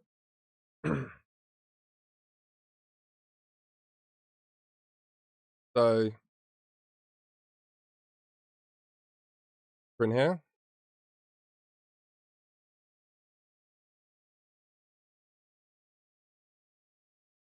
Yeah, I checked the void. You drew off of Fight or Flight off the extra card you shouldn't have drawn. I put the... Oh, man. I don't want to cheat, bro. I'm not a cheat. I'm a good boy. I swear. I swear. Also, I definitely did not mean to cheat. I swear. I swear. I'm like not even trying to cap now, okay?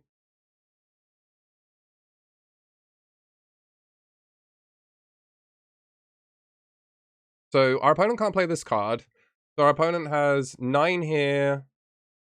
So I've played 1 card. So I can just go in with Kai'Sa. Oh no, yeah, we just go in with the Tide Turner.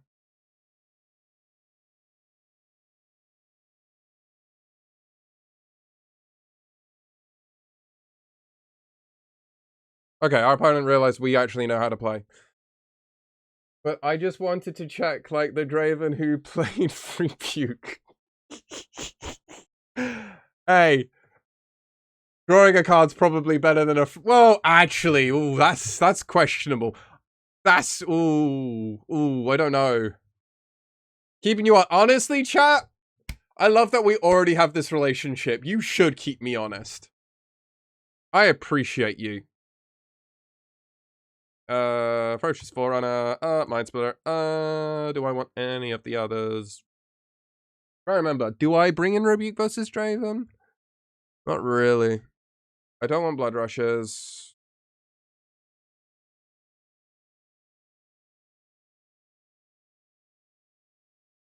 I'll side out an Edge of Night. We'll go with this. Oh. Now, we're playing the same matchup. This time, our opponent is going first.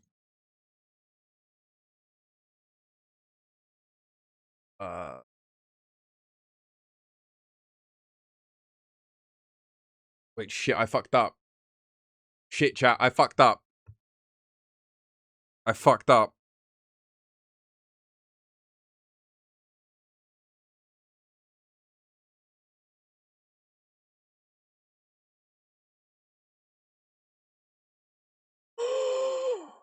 Our opponent didn't have a 2-drop. Oh, that's kind of game. That's kind of game. Oh my god, our opponent's just slamming a Draven.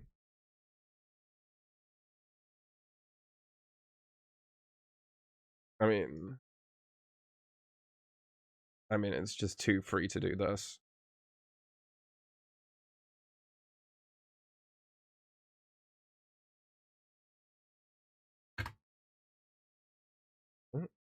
Our opponent has okay, now Reaper's Row is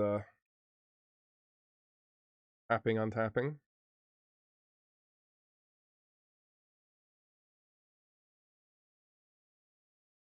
They got the hard bargain. Okay, so okay, sure. Yep. So I will now push it back.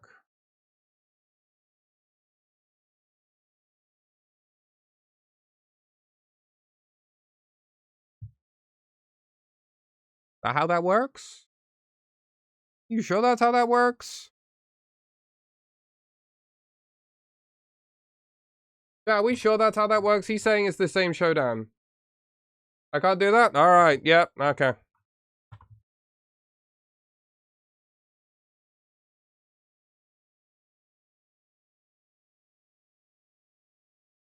Well, I should have just gone here.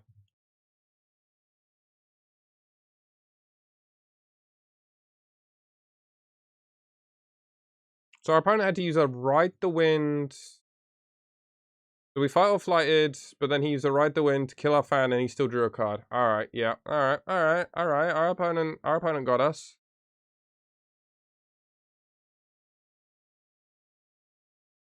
I mean, I'm always slamming this Mind Splitter.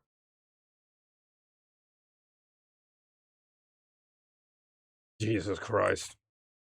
Well, I think I take their Mind Splitter, and that's funny. Give me a second, chat.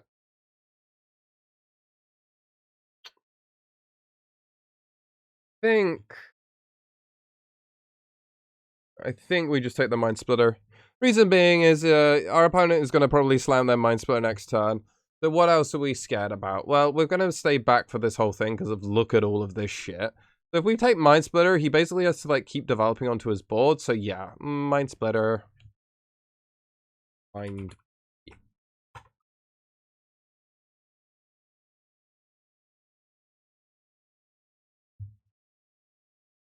Alright.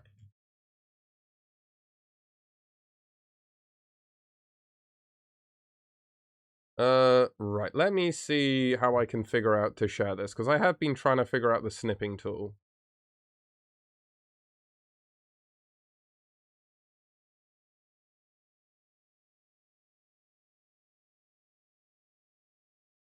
Ah, there we go.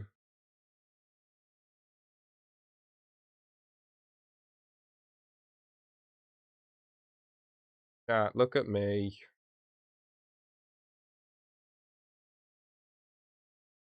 I'll put it on the side. Look at that. Your streamer kind of knows what they're doing a little bit with a snipping tool. It's just OBS was having weird compatibility issues, but we figured it out. What did our opponent play? They literally just went Draven, Darius Pass, right? Darius Pass, alright. Get rid of that. Interesting spot we find ourselves in. Still think it's good enough for us to go here.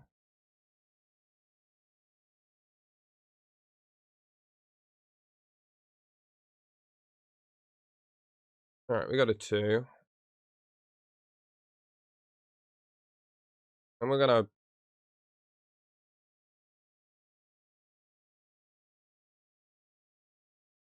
We got 2 lines. We can develop or we can stay back. I think we need to stay back. We kind of don't want our Mind Splitter dying. We don't really want our opponent getting it for free. Ooh, thinking. So our opponent can play... They've played the Bryn here. So what can they do now? They got 3 up. So if we want to play the Spinning Axe, we can always just still pull back our guy. Can't really do much else. It's just a question of do we want to min-max our runes or not.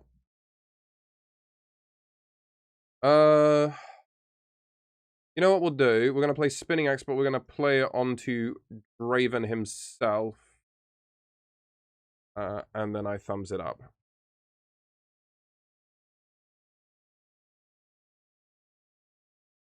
Reason we do this is so our opponent... Alright, so this is representing... yeah, attacker blocker triggers happen, so I'm going to just bounce my boy. Reason being is if he does this, it goes to 6. And then the Spinning Axe, it goes to 9. So we cannot do that. But our DRAVEN is definitely... Draven is definitely going into his, because attacker blockers. If he wants to fight or flight, we can absolutely do the same line of play that he did to us with the showdown question. Oh, they're pushing it back.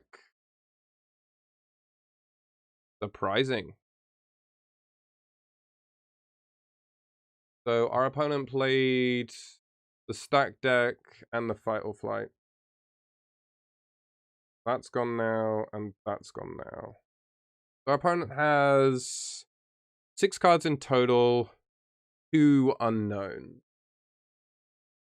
4 unknowns. Yeah. Doing the old mosquito thing with the Darius.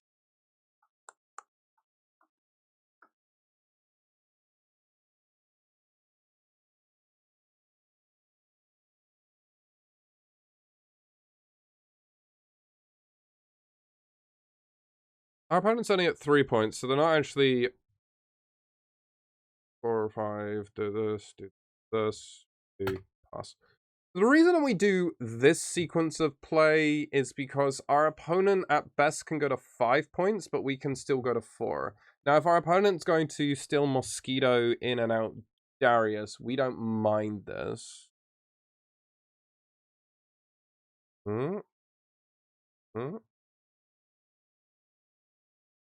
Our opponent's not sure what they're doing. They're just kind of throwing cards at the battlefields and then going, oh, actually, shit, not as good. Not as good as I was thinking. Play Kai'Sa. Not accelerated. Interesting.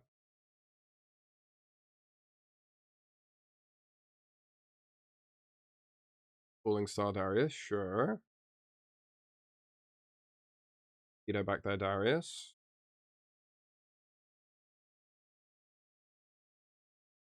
Treasure. Pass. Okay. So, stack deck.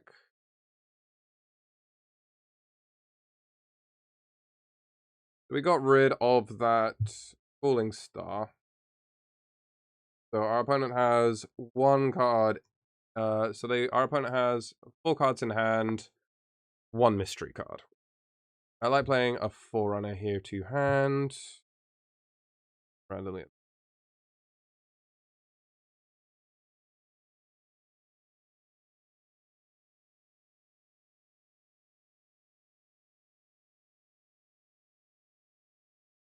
I'm gonna full commit on this side.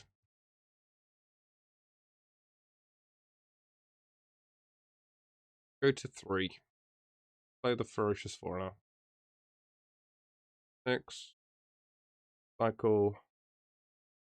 Pass. Untapped.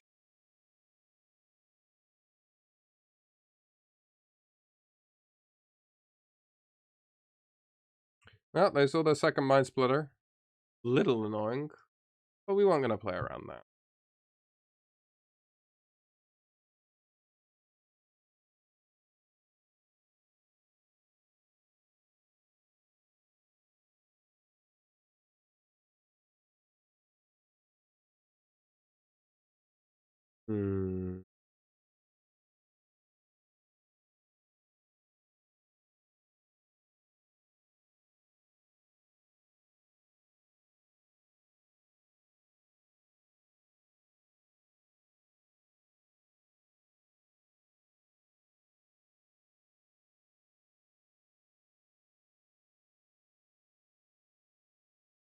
Sure.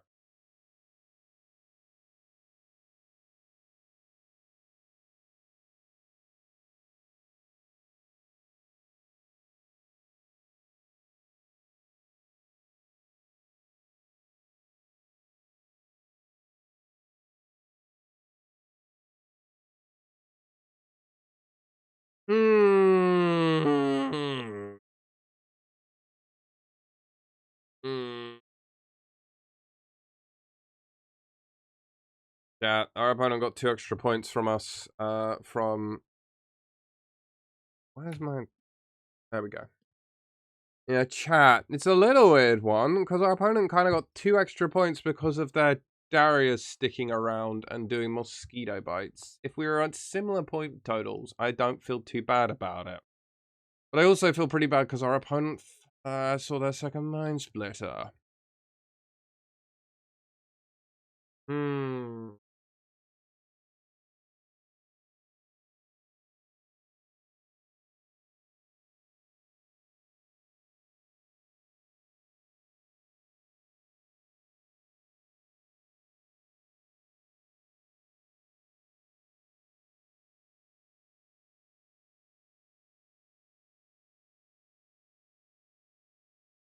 Yeah, this position is a rough spot.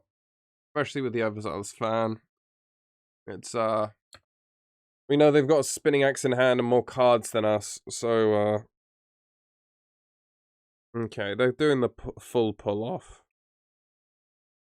Because they're able to just match us. I don't even think they bother with going in. Okay. Okay, spinning axe, spinning axe.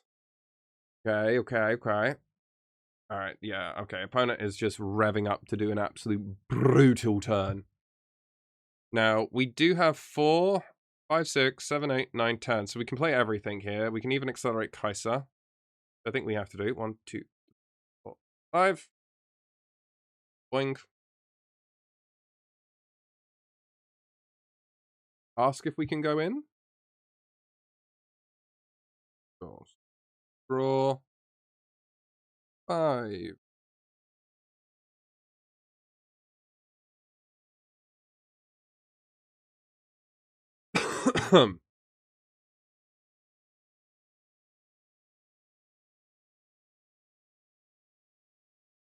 Oh, 7 runes is awkward, Chuck, because we can't really play this, but if we don't, then we don't have Rebuke to play anything else.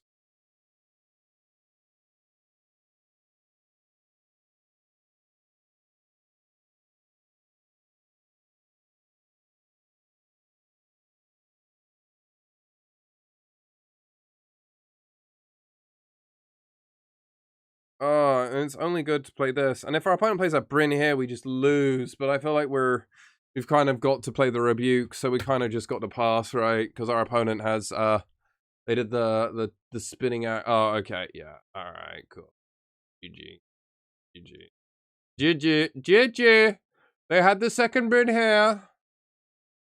I will concede to the bigger man. I understand. You know, I am a gentleman of culture.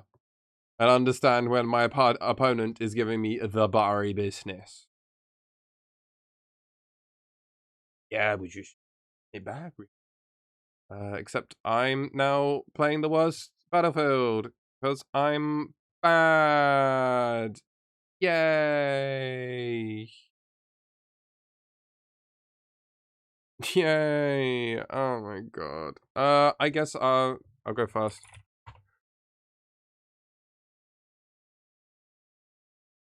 I mean,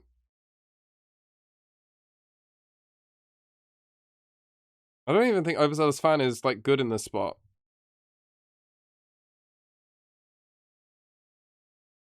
Okay.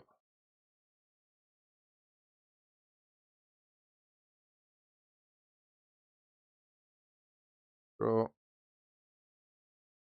Draven.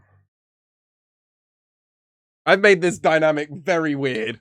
I'm not pretending I haven't made it weird. Okay. Okay, opponent.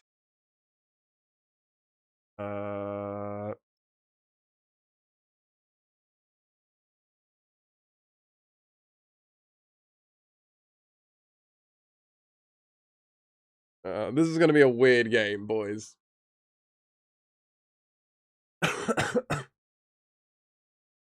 Or there's gotta be another spell coming. I'm sorry, there's gotta be another spell coming. Yep. Yep. Yep.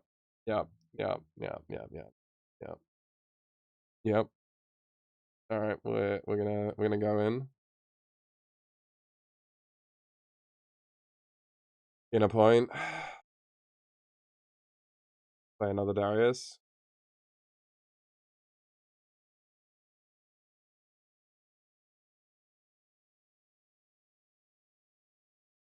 I can just... I could just not... I could just... Be correct? Probably correct. No, it's definitely correct to use stack deck.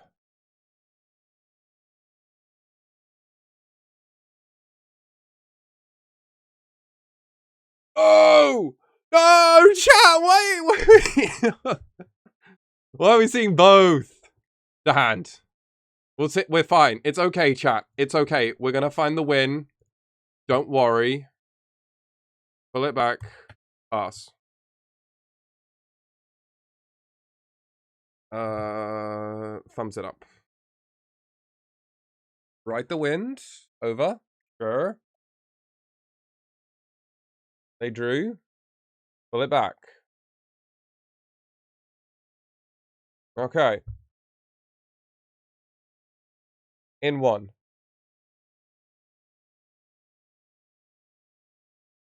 In two.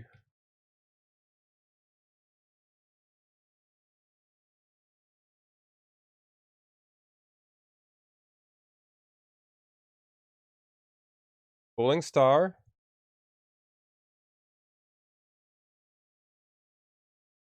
Yep. Okay. And a ferocious forerunner.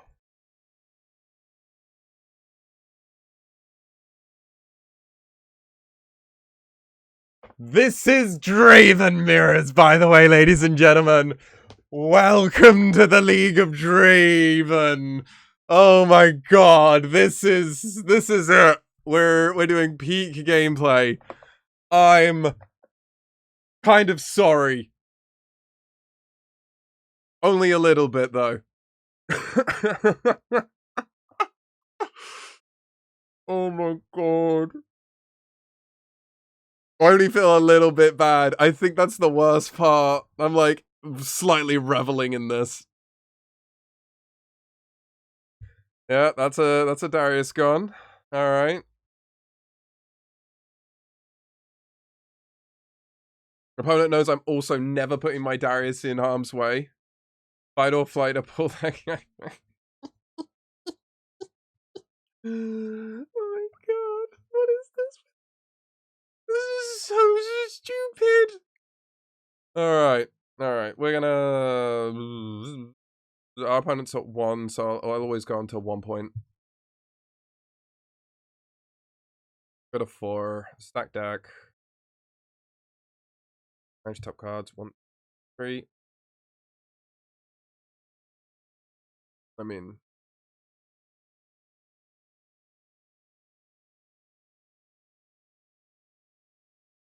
Flash some green and get a Blitzcrank in there, absolutely. This is so fun, TCG players are being played a Battlefield like soup.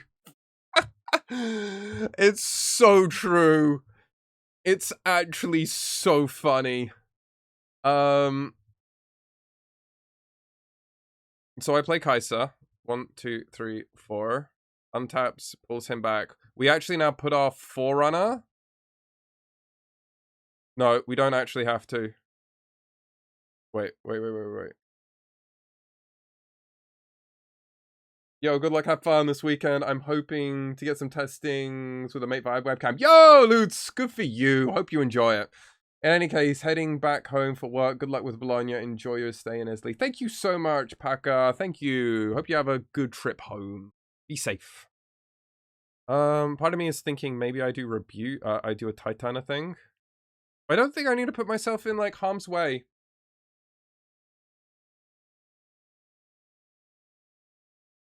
Nah, fuck it. We bull.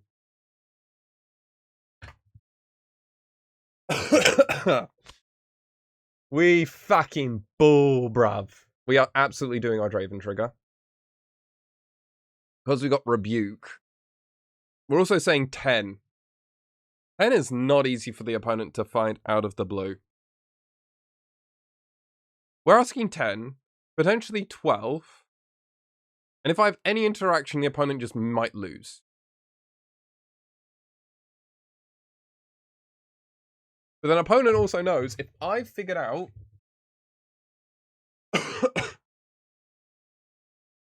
Yep. Boing. Counters. 1, 2, 3, 4, 6.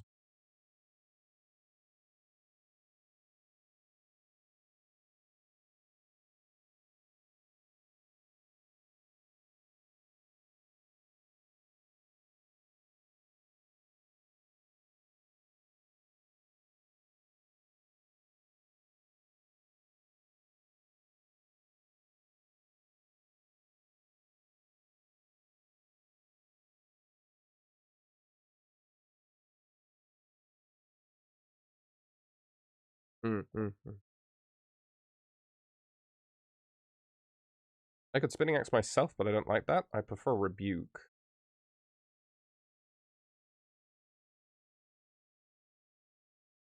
Raven, right? The double stack was a high-risk play. Oh, it absolutely was. But with this Rebuke, onto his Draven. Okay, alright. Alright, he brought in the hard bargains. I don't think you bring in hard bargains here. Yeah, sure. I'll kill Draven.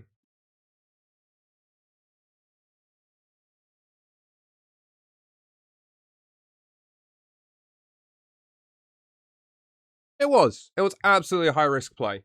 The thing is, our opponent only really wins out if they get on this battlefield and go to 6. And that they're not scared of me just, like, eating something for free. We also have a way of doing something very saucy. So, like, I've forced them to move. Like, I've forced the first action, but it only matters something if our opponent actually does something in reaction. Right? So now we're going to get to eat both of these Kaisers. Okay, we're going to eat both Kaisers, go to 7, and forcing a hold between everything. Okay, our opponent has now realized they actually need to do something about this. Wow. Okay, opponent is going to get fucking wrecked if I just figure out how to do this correctly. So, step 1 is just Darius.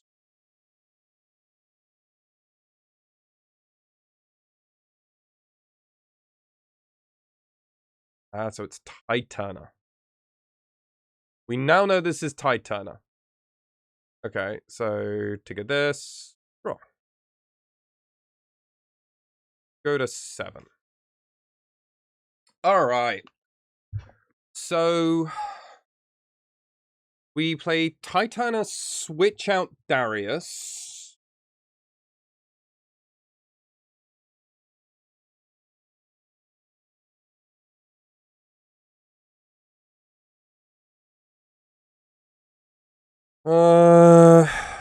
One second, just trying to figure out how we do all of this.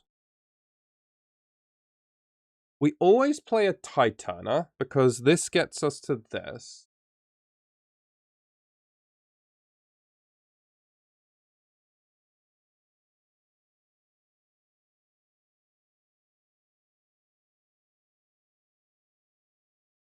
If you're not scared of giving a draw, you can go in with 1 mech first. Oh, that's such a smart point. Yeah, I'm fine with giving them a card, because this just forces the win. Yeah, you're so smart, Lutz. I was too indented into doing 1 big swing.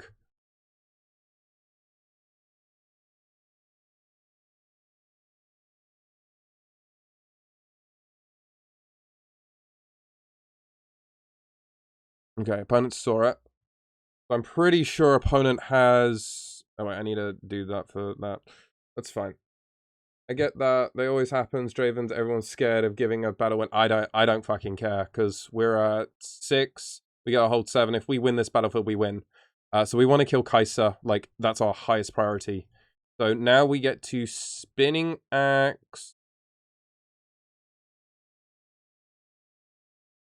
onto our...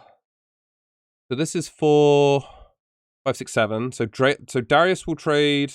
We do it on Kaiser, it trades, but then he pushes it back, so we do this. Yeah. We do here. This untaps, so even if he forces back this, this will still hit this. This plus this will also kill all of this, and he doesn't get to do everything. Plus we have the fight or flight. So now we just come in with everything. But I'm also pretty sure this was Tide Turner, or there was no reason for our opponent to actually think too deeply about this. So we have 7 plus 6. So, I mean, yeah.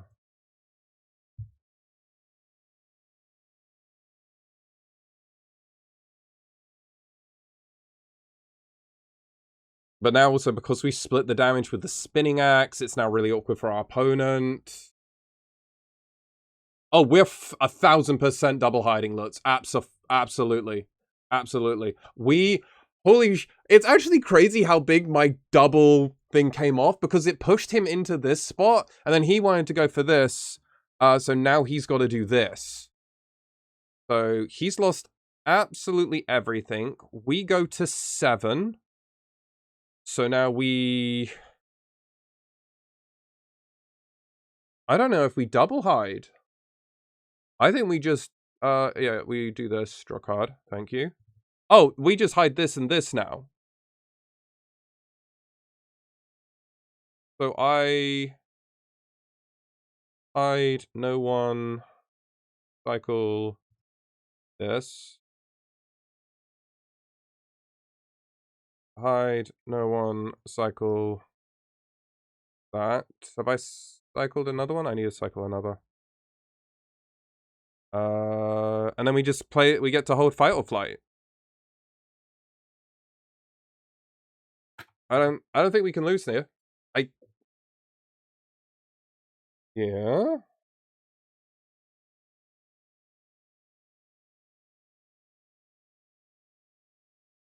I mean, I just do the really obvious thing of just the fight or flight this.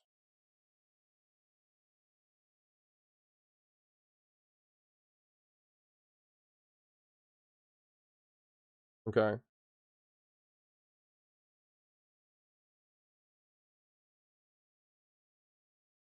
Alright, draw.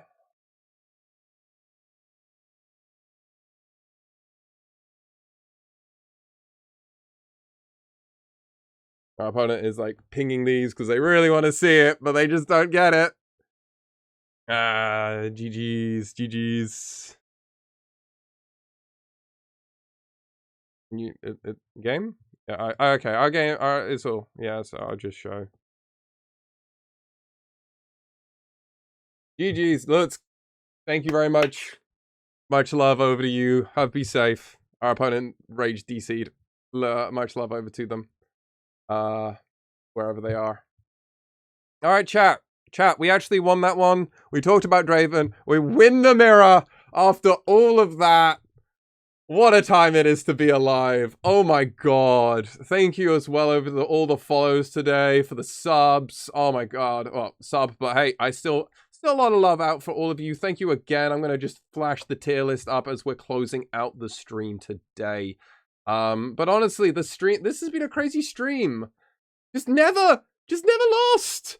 Oh, dude, thank you so much for the love. Thank you too much, Kawi. Thank you, Jotaro. Oh, I mean, you guys, everybody, much love over to you all. Absolutely. We're gonna have a quick look. Is anybody else playing Riftbound right now? In the English speaking, who is playing? Am I the only one playing Riftbound at the moment, chat? That might be why you guys are all here right now, and I absolutely appreciate you all. By the way, go follow me on Twitter. I'm gonna plug my Twitter as we get towards the end of the stream. I will be live tweeting all of my rounds at Bologna. I've got the first round bye, so that's gonna be the hype thing. Much love over to everybody. Also, make sure to retweet over the tier list that we did. So we can get some engagement farmed on that. That'd be very much appreciated. I'm just trying to find out who we can... There's not much doing that, but you know what? We'll throw it over to some people playing some live stuff at Bologna. We've been doing Bologna. We'll throw it over, throw some love over to some other content creators getting ready to play in Bologna as well. So we'll do that out. I'm also going to throw a quick ad as well. As we're getting ready to but thank you so much everybody for joining today. It was a wonderful quick stream. Well, it wasn't a quick stream, almost 3 and a bit hours. Oh, you know what's funny? I can't actually do the raid. My Firefox has crashed. Are we back? Are we back? Oh god, Twitch is crashing. Everything's crashing. Oh dear. Oh no. Oh no, what have I done? Oh, it's all gone terrible. I'm trying to click things, but then it's just not figuring things out. Twitch is loading. Alright. Alright, we're gonna close some tabs. Alright. Let me do it. Come on. Alright. Alright, much love to you all. Thank you all. Take care. Bye.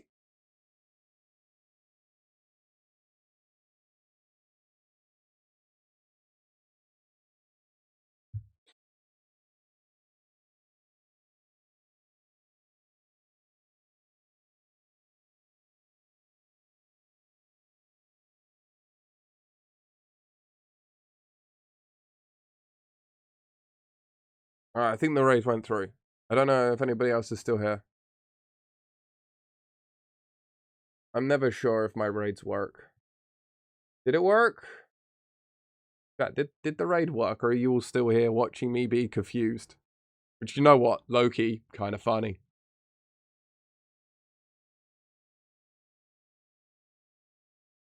It didn't work, did it? Wait, it did work? I'm confused. Alright, we'll try it again.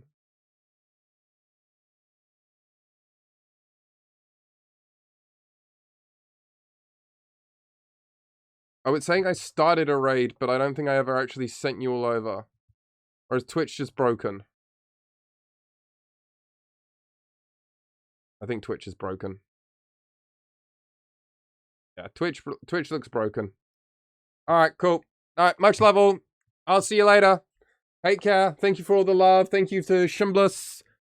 Shimbliss and OX Pixel Leader. Thank you very much. Love for the follows. Take care all. Bye bye.